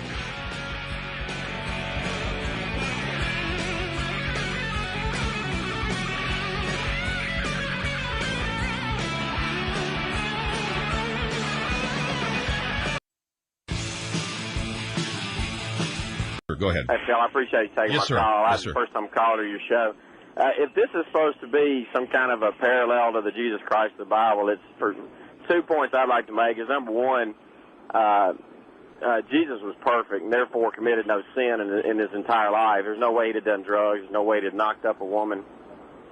And then the second thing is he didn't all of a sudden realize who he was. If you actually read the Bible, you'll notice that he was in the temple as a child, and his parents left the city, realized he wasn't there, and came back. And he said to them, "Don't you know that I was about my business?" He knew who he was. He was in the temple, right? And he was. Well, I don't doubt what the gentleman is saying. I certainly understand. I'm Jewish, by the way, and what you're telling me is very interesting, and I'm sure it's something that is very credible. What we're trying to do is bring him, update him. But I think what this gentleman's saying, if you're going to tell the story, you need to tell it biblically correct, because that's the story that everybody knows. I understand that, but being a Jewish producer, I'm sure the gentleman understands I don't have to adhere to that. And well, what do you? You don't. I mean, you don't have to adhere to anything. Well, I'm not trying to slander the man. I'm trying to make him more human. And well, what about this whole thing? He's as human as you and I were at any point in his life. He was a human being. Well, would you agree with this, Randy? Let's say you are consulting me on this show. Let's say I've got you on the set, and I ask you, Randy, is this correct? Could we put this in our story if we had a contemporary Jesus, all right? Suppose I turn to you and I say, Randy, Jesus is now 19 years old. He's in a car club. Is that all right? Sure. Okay. Sure, you can do that. Okay. Yeah. He's in a car club, and he's got a cherried-out purple Ford Ranger, all plastic. It's on hydraulics.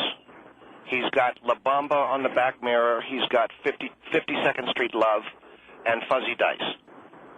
Sure, why not? All right. It's so Hollywood. what you're telling me is the fact that he knifes an old lady for, quote, 4 greens. Yeah, see, that's crude. That's crude. Yeah. Yeah, no. I didn't say it was crude. No, well, I'm saying it is, Randy. I'm saying that to have him say 4 lousy greens while you cheap creep, throw her bag down in the street and knife her. It's a little bit of dramatic. Yeah, it's a little bit of dramatic license. You know, but even Randy finds it funny. No.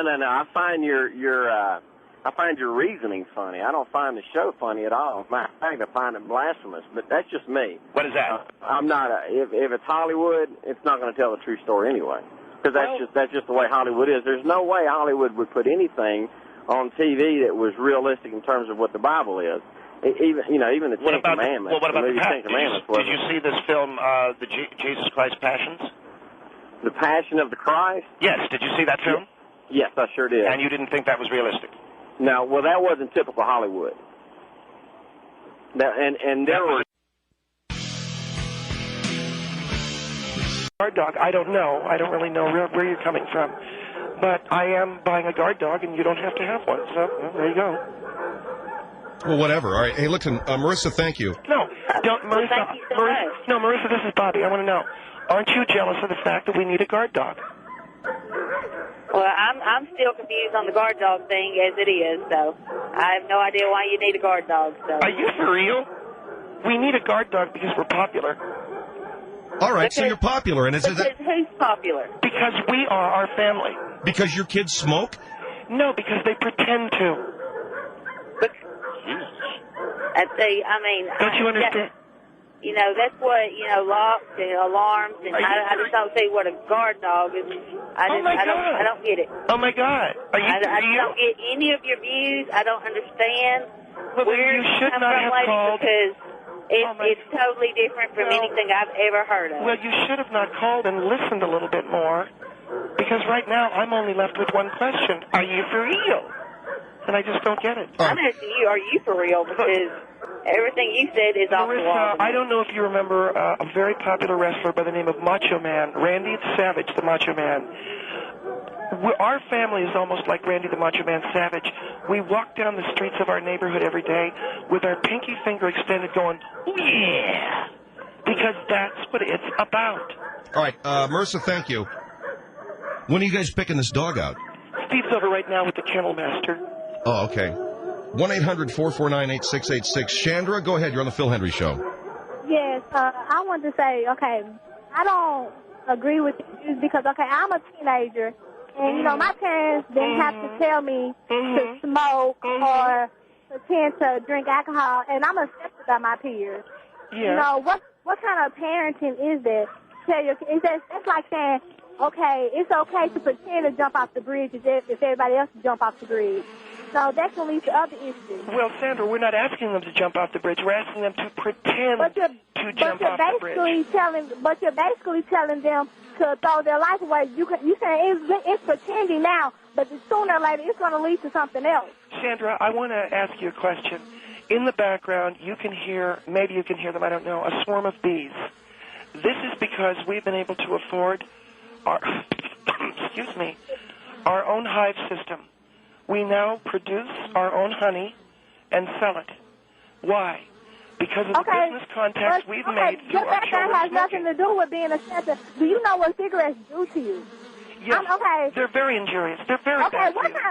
Okay, you telling your kids to pretend to smoke. I mean, what kind of grades do your kids make in school that, that they have to scoop so low to pretend to do something just to be accepted, to feel like they're wanted? No, I'm telling you that the business contacts we've made through the parents of the children our kids have befriended, because they pretend to smoke, have led us to this. We have our own system of beehives. We have our own business. Well, that's good for you. Okay. That wouldn't have happened had our kids not... So what are you doing? You're using your kids to get what you want out of life. By having your kids pretend to smoke, you're getting money from them.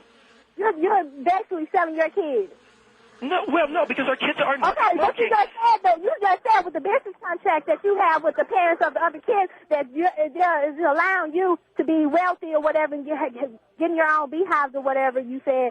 So you're saying by using your kids, telling them to pretend to smoke, you're getting wealthy off of them because of the contract you have with the other kids' darling, parents. they're not really smoking, darling. That's number one. And number two, how many people... They're not really smoking. You don't know what they're really doing. Honey, are you there when they're pretending to inhale? Yeah, we're telling them don't inhale. Why would they inhale? They can look cool.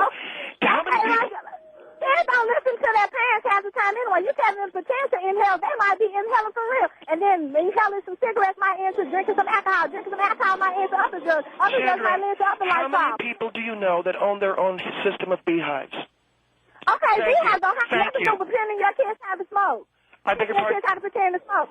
Beehives has nothing to do with teaching your kids how to pretend to smoke. What doesn't? You teach your kids the wrong values. What doesn't have anything to do? I'm sorry, I didn't hear. Beehives. You talking about selling your kids? Okay. We have our own system of beehives, and the kids don't smoke. They pretend. Okay. Oh, God. Why don't they pretend? But do you know what you're doing by pretending to make your kids smoke? Chandra, I want you to... You have your own beehives. That is selling your kids. You're using your kids to become wealthy. Do you understand that? Yes, but it's not hurting them. So you agree that you're using your kids? But it's not hurting them. You agree? It's not hurting them. It's not hurting them. Well, okay, but you agree that you're using your kids? All right, I'll agree with you if you'll listen to this. You agree? You agree that you're using your kids? Yes, but listen to this. Do you know what that is? That's Disneyland. We have our own yearly pass for free to Disneyland. Why? Good for you. Good for us? Because you're using your kids. Yes. That's why. Did you hear that? You're using your kids. You know what? I pity your kids. I feel sorry for them. They have parents like Okay, we're on the Jungle Cruise. I wish my parents would use me. We're on the Jungle Cruise right now. My parents, they teaching me values. They teaching me how to become my own person. All right, let me ask you this. Because of that, I'm going to be wealthy because of my own, and I help them. You work at Applebee's? Well, good for you, but that's not a... No, I don't work at Applebee's. I don't work at Applebee's. I'm still in school. When I finish school, I'm going to be a lawyer. So therefore... No, I don't work at Applebee's, sweetheart, let me recap. I'm telling you, my parents teaching me values and more, and because they're teaching me Chandra, hold on for a minute. What, Bobby? All right, so Chandra, being at Disneyland, having our own beehives, or going to Disneyland, none of that's impressive. None of that's impressive? Okay, anybody can get that. You don't have to protect. Oh, my God. Now you're really starting to tighten my jaws. Not everybody has their own beehive system. Oh, whatever. Not everybody wants their own beehive system. And not everybody wants their own. That's true. All right, Chandra Hunt, thanks. We're going to take a break. Thank you for your call. 1-800-449-68... Would you get the beehives out of here? Okay, how many people do you know ride a burro to work? All right, thanks. 1-800-449-8686. Phil Hendrie Show. 1-800-449-8686. Not only would I flash my high beams at you, I'd stick my pinky finger out and say, "Hoo yeah," like the Macho Man.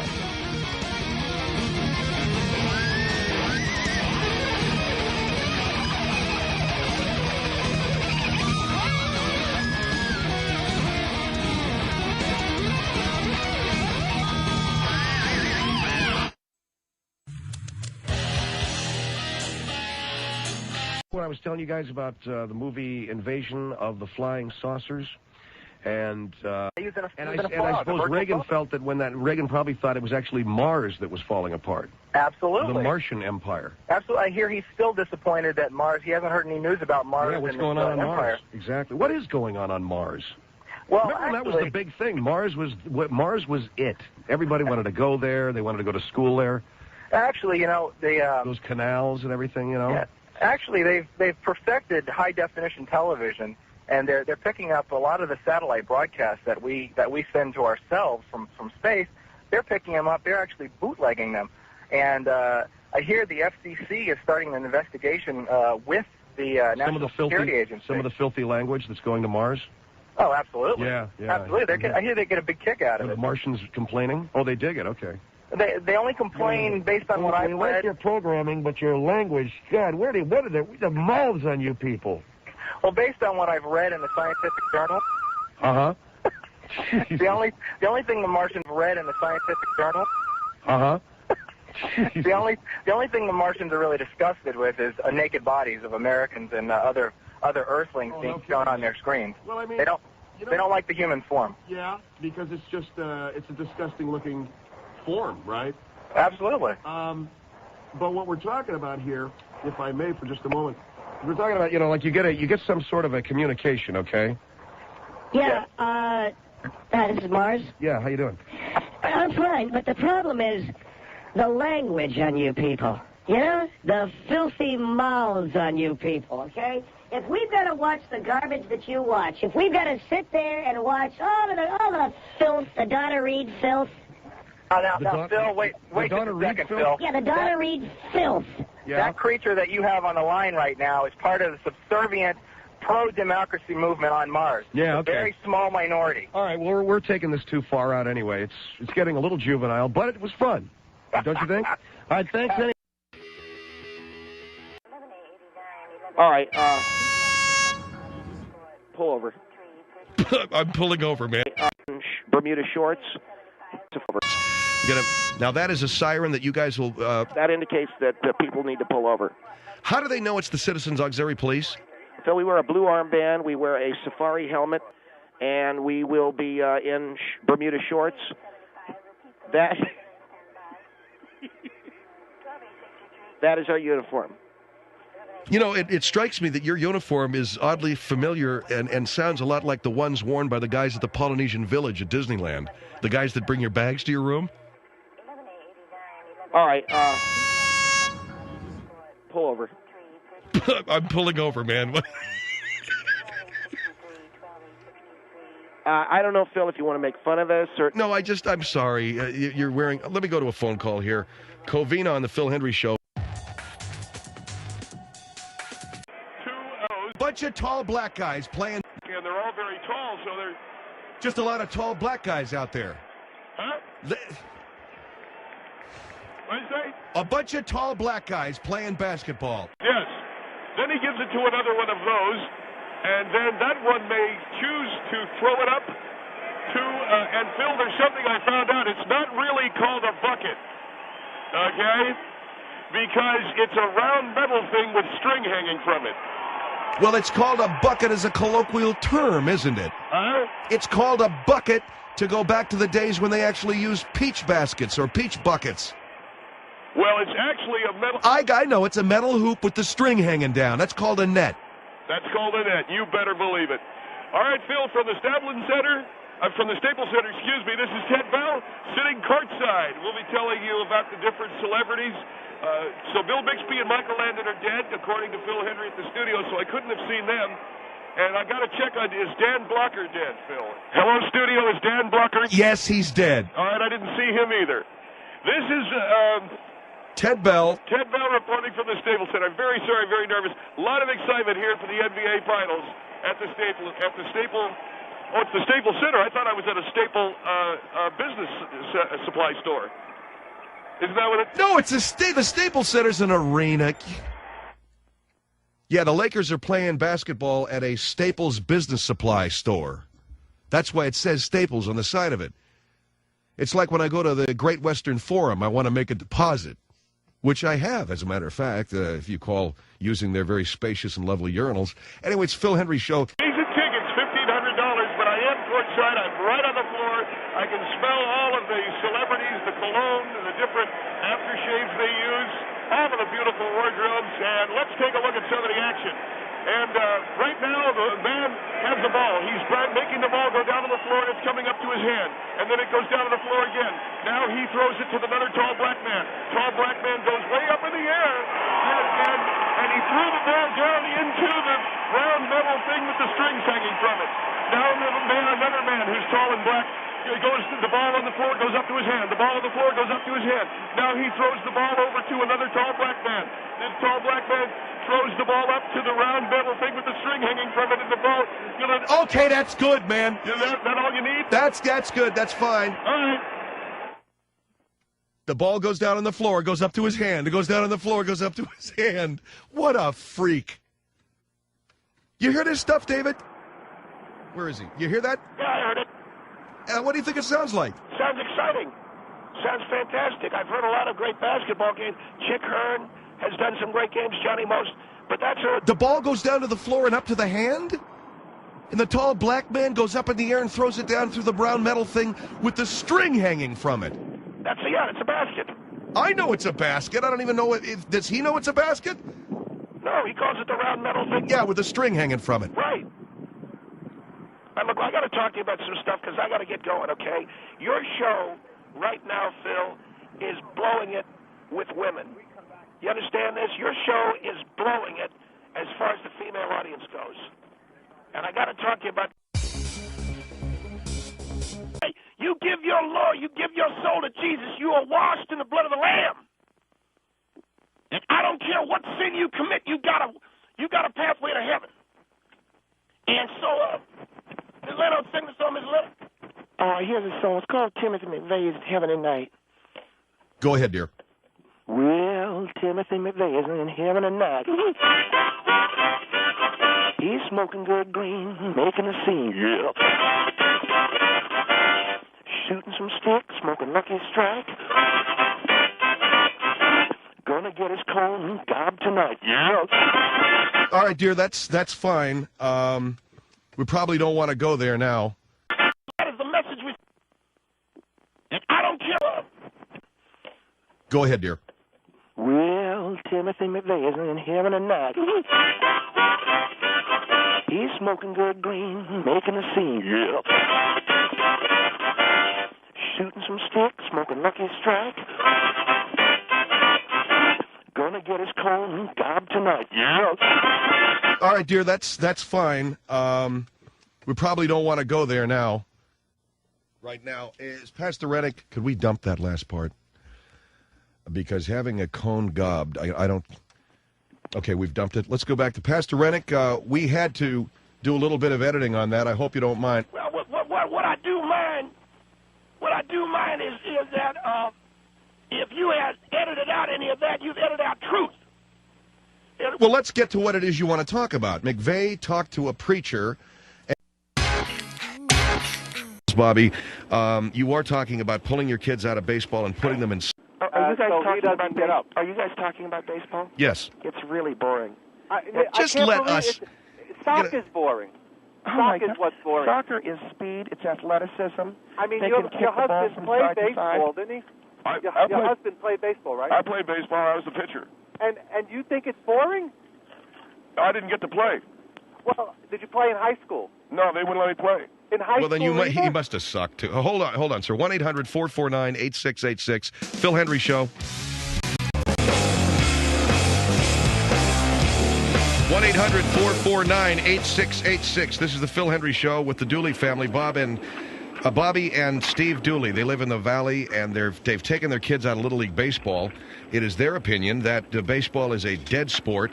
You guys have got them playing soccer. And one of the things you've been saying here is that your boys are such good soccer players that they should be playing to help benefit the sport. That's correct, Phil, yeah. Well, if they're such good baseball players, why don't you have them play baseball? Because, Phil, as good as they'll get in baseball, it will always be a sport that is horrifically dull. And nobody's watching on TV either, Phil. And you gotta... I understand, Steve, that nobody's watching on TV, okay? I know that.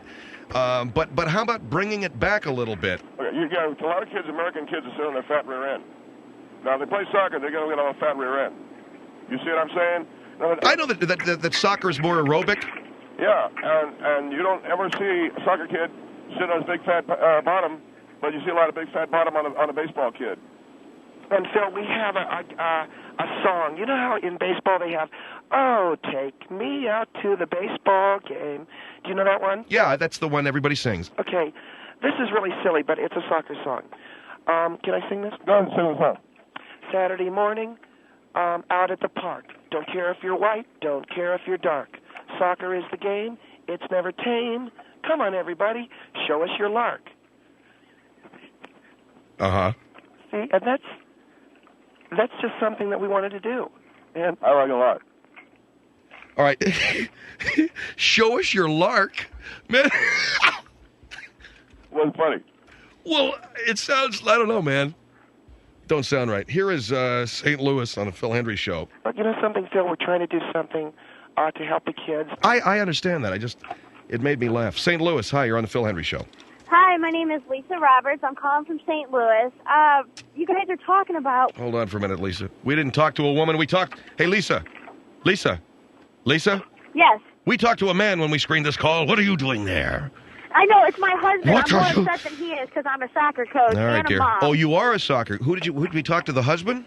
Yeah, that was my husband who called in for me. All right, well, we'll let it go this time. Hi, I'm Bobby. Hi. Hi, Lisa. I'm Bobby. You do coach soccer? Yeah, I coach soccer. My question for you is you guys are sitting there talking about Saturday it's a morning, dying... out to the park. Don't care if you're... Can we not sing that now, Bobby? All right. But what I'm really trying to say First is... of all, let me ask you one question. You guys are talking enough. Let me ask you one question, please. Go ahead. Okay, the question is, you guys are talking about what is best, that what you want for your kids. You haven't even just asked what your kids want. Yes, that's right. You What know have you asked? Do you know why, dear?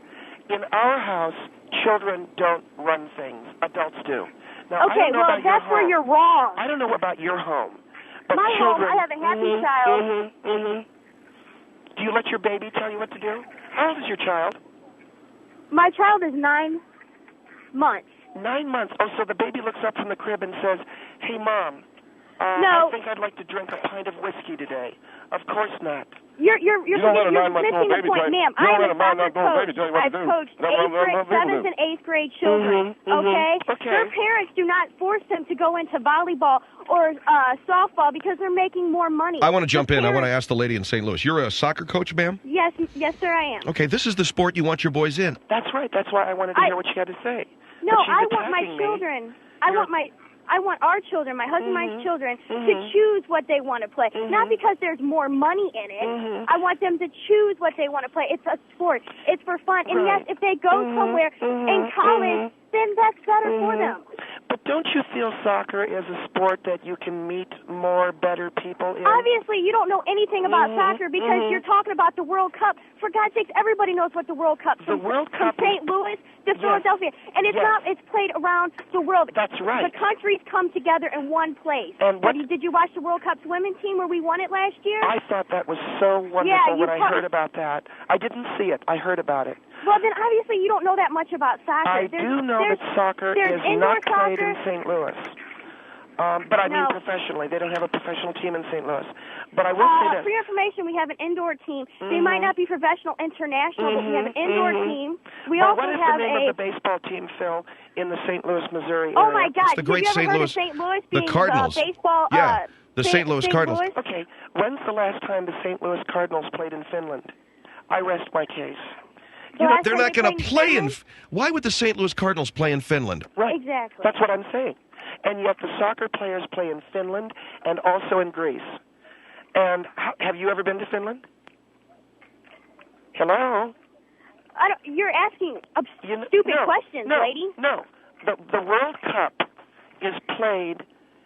Where's the World Cup start? If you know so much where the World Cup start, why can't you answer these questions that people are asking you? You guys don't know anything about soccer, obviously. And you obviously don't know anything about baseball. My boys can kick the ball on their knees and everything. They bounce the ball on their knee. Is that good? Yes, that's very good. They have great ball control. What is your question? My question is, what do your children want to do? Not what you want, not what money they make. You know what they want to do? I'll tell you what they want to do. They want to make their mother happy. They want to make their mother happy. Boy's best friend is his mother. Boy's best friend is his mama. What are you, Norman Bates? That's exactly what I heard in Psycho. And exactly. Listen, what is wrong with the song? Oh, Saturday morning, out to the park. It's stupid. It's stupid. Who cares about a song? Nobody cares about a song. They care about what their kids want and being happy, not making $10 million 5 years down the road. Obviously, you don't understand it because there was a big conspiracy against your husband, and he sucked in college. He was very good. Well, how do we know he was good when he never played? Yeah, really he was not good. They wouldn't let me play because I wouldn't play with his son. You guys are in college. What do you mean? You should have quit the team and went to a different school like any other college They never let me play. Then you should have quit the school. You should have transferred to another school, sucked it up, and went to another school and played where you got some playing time if you were so damn good. And if you were so good, you would have had other colleges and other scouts out there looking at you. Put two and two together. I played college soccer. I understand how it works. There is no such thing. Youth soccer teams have wonderful names. And by the way, with an attitude like yours, no wonder the St. Louis Cardinals didn't win the Super Bowl. With the parenting that you have, no wonder your kids aren't going to go anywhere because you're controlling them. Hey, Bobby. You need to be an open parent. The St. Louis Cardinals didn't play in the Super Bowl. Oh, yes, they did. No, it's called a playoff for the World Series, lady. Hello, St. Louis won the Super Bowl. Hello. Yeah, we're talking about baseball, not football. What's the baseball? Baseball's World Series. Yeah, World Series. We just went to the playoffs and lost. Section. I had some conjunctivitis. And all of a sudden, I had conjunctivitis. I didn't have a license, but I knew how to fly an airplane. I'm not supposed to do that? No, you were not supposed to do that. Well, tough. What about all the people who are on that airplane? Sir, you are breaking federal law. Well, tough. You are breaking federal law. Well, I don't give a damn. And wait a second. Are you saying you took over? That sounds like something out of a movie. You didn't really do that, did you? Yes, I did. Was it a commercial aircraft? You're damn right. Oh, bull crap. No, come on. Wait a second. If the guy says he did it, he did it. You said you jumped 30 feet from a plane. You think I'm going to go jump out of an airplane and there's I think you saw 45 people aboard that airplane and I'm going to leave them go flying around with nobody in the controls? I'll tell you what I think. I think you saw a movie of the week and you decided to just make this up in your head. I was there. For you, baby. I I've was been flying there. since I was a kid, and I was there. I can still fly. What do you mean you had conjunctivitis, Art? I had conjunctivitis. I couldn't see the runway.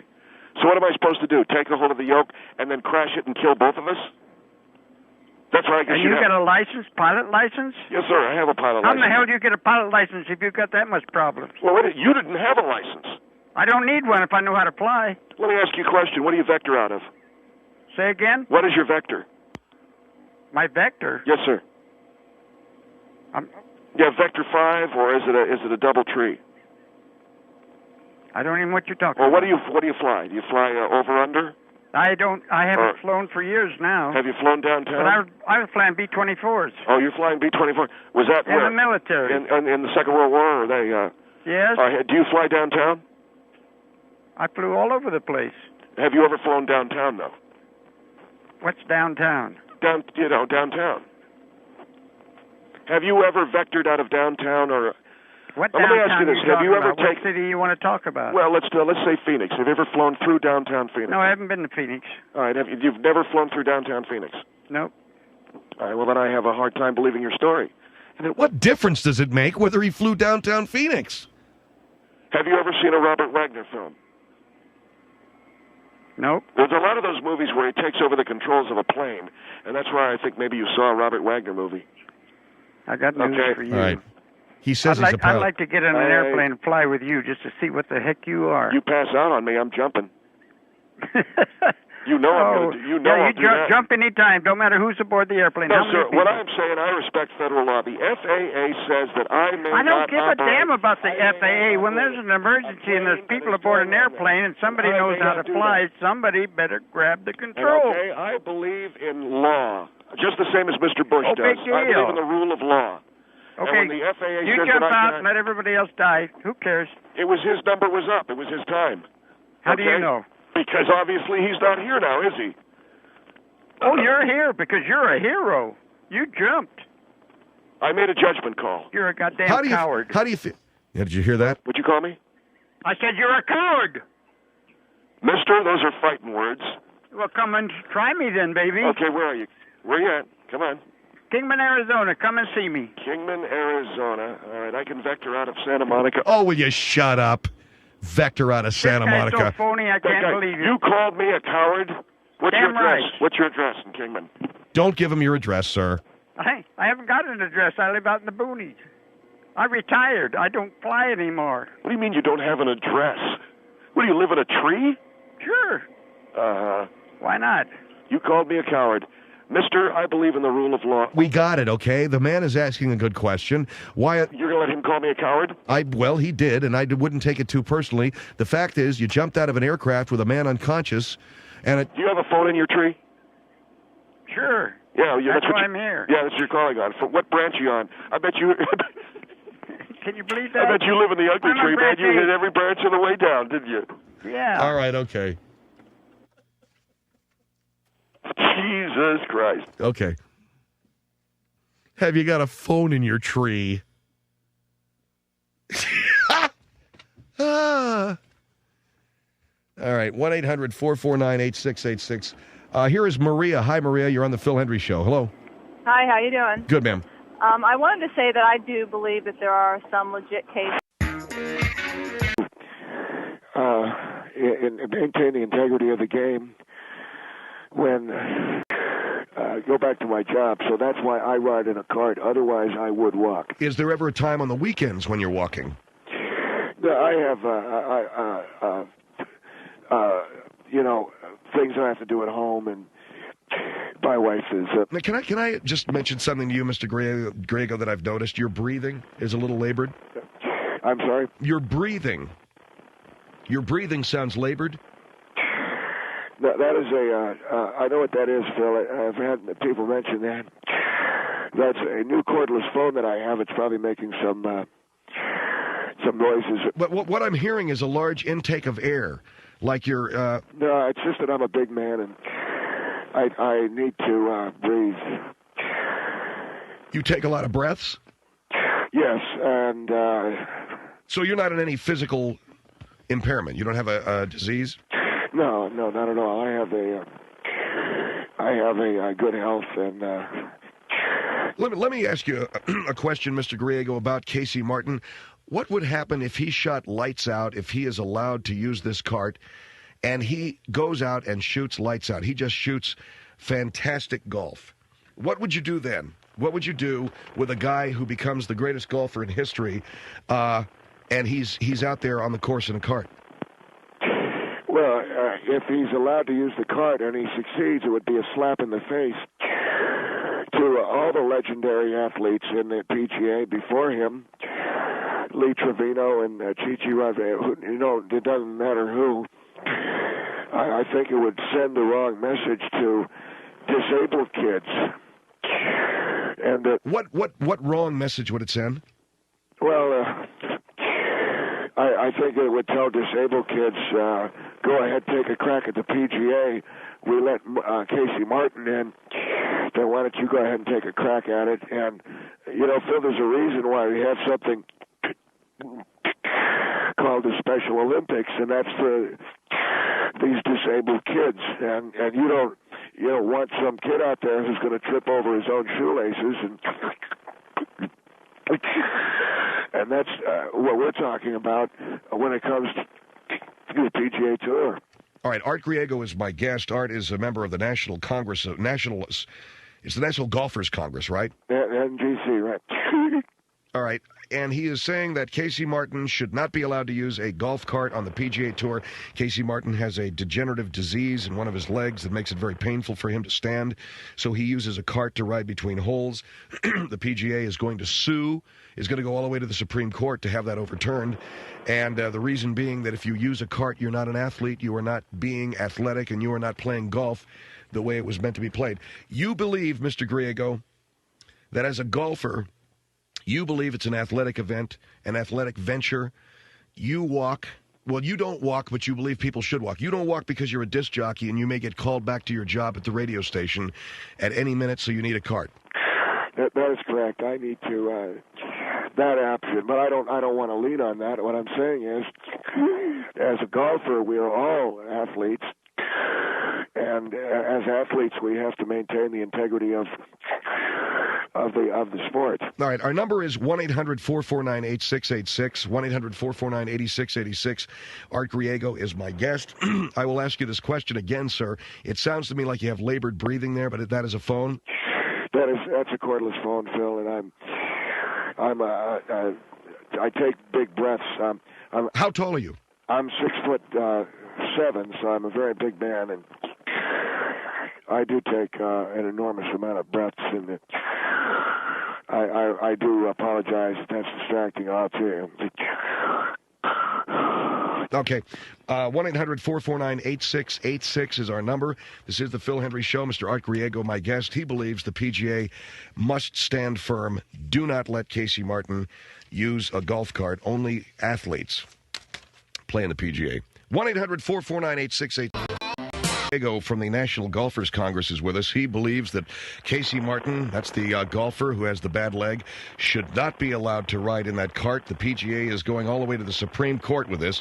Don't you think that that's a little excessive, going to the Supreme Court for an aspect of the game that has nothing to do with hitting the ball? Well, Phil, I think that this is a guy who was born with a problem, and he's trying to force it down all of our throats.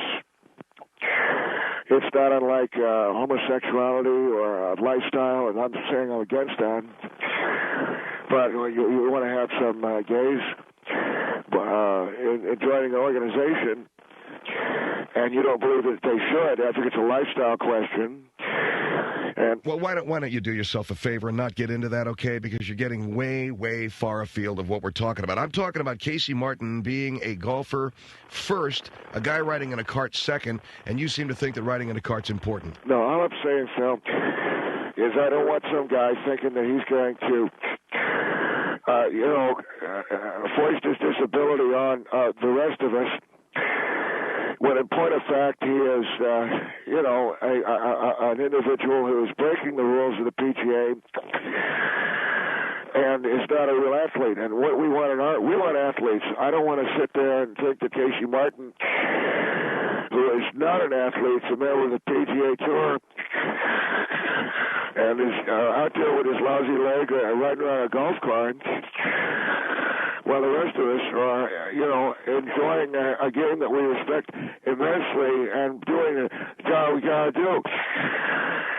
Boy, you're man, I got to tell you, your breathing sounds really, really bad. Whether that's breathing, whether it's a cellular phone, I don't know what it is. No, I apologize, Phil. Phone. All right, maybe it is the phone. I don't know. Here's Wichita on the Phil Hendrie Show. Hello. Hello. Yes, sir. Hi. I got a comment for Art. I'd like to see him and Casey Martin run a foot race. Find out who's more athletic. What? Are you guys still there? I'm right here, sir. What is your comment? Well, how do you think Casey Martin's going to be a bad role model? How is he forcing his disability? He's not asking you to carry him. Casey Martin is not an athlete because he's got that leg. Well, you're not an athlete. You got to ride a golf cart. I am an athlete. How do you figure? The reason why I ride a golf cart is because of my job as a disc jockey. When I know a lot of disc jockeys get called off the course. Yeah, what exactly I'm in radio. What would you get called off the course for? Well, I don't think that the point is questioning what I do for a living. The point is, if I was in the PGA Tour, I would be walking. I would not be riding.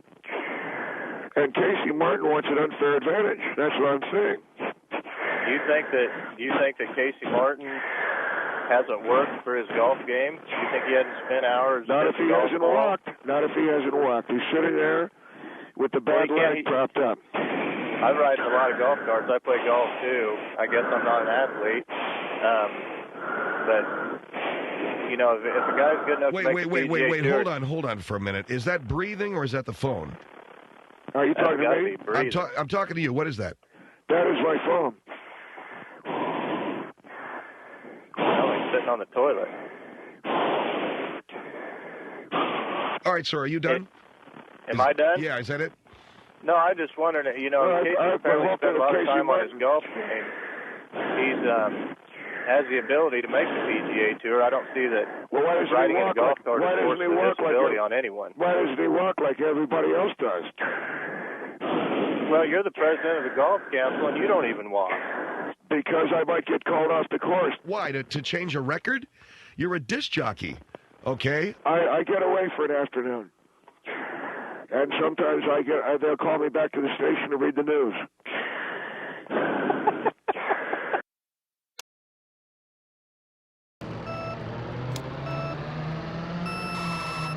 I'll be back in a little bit.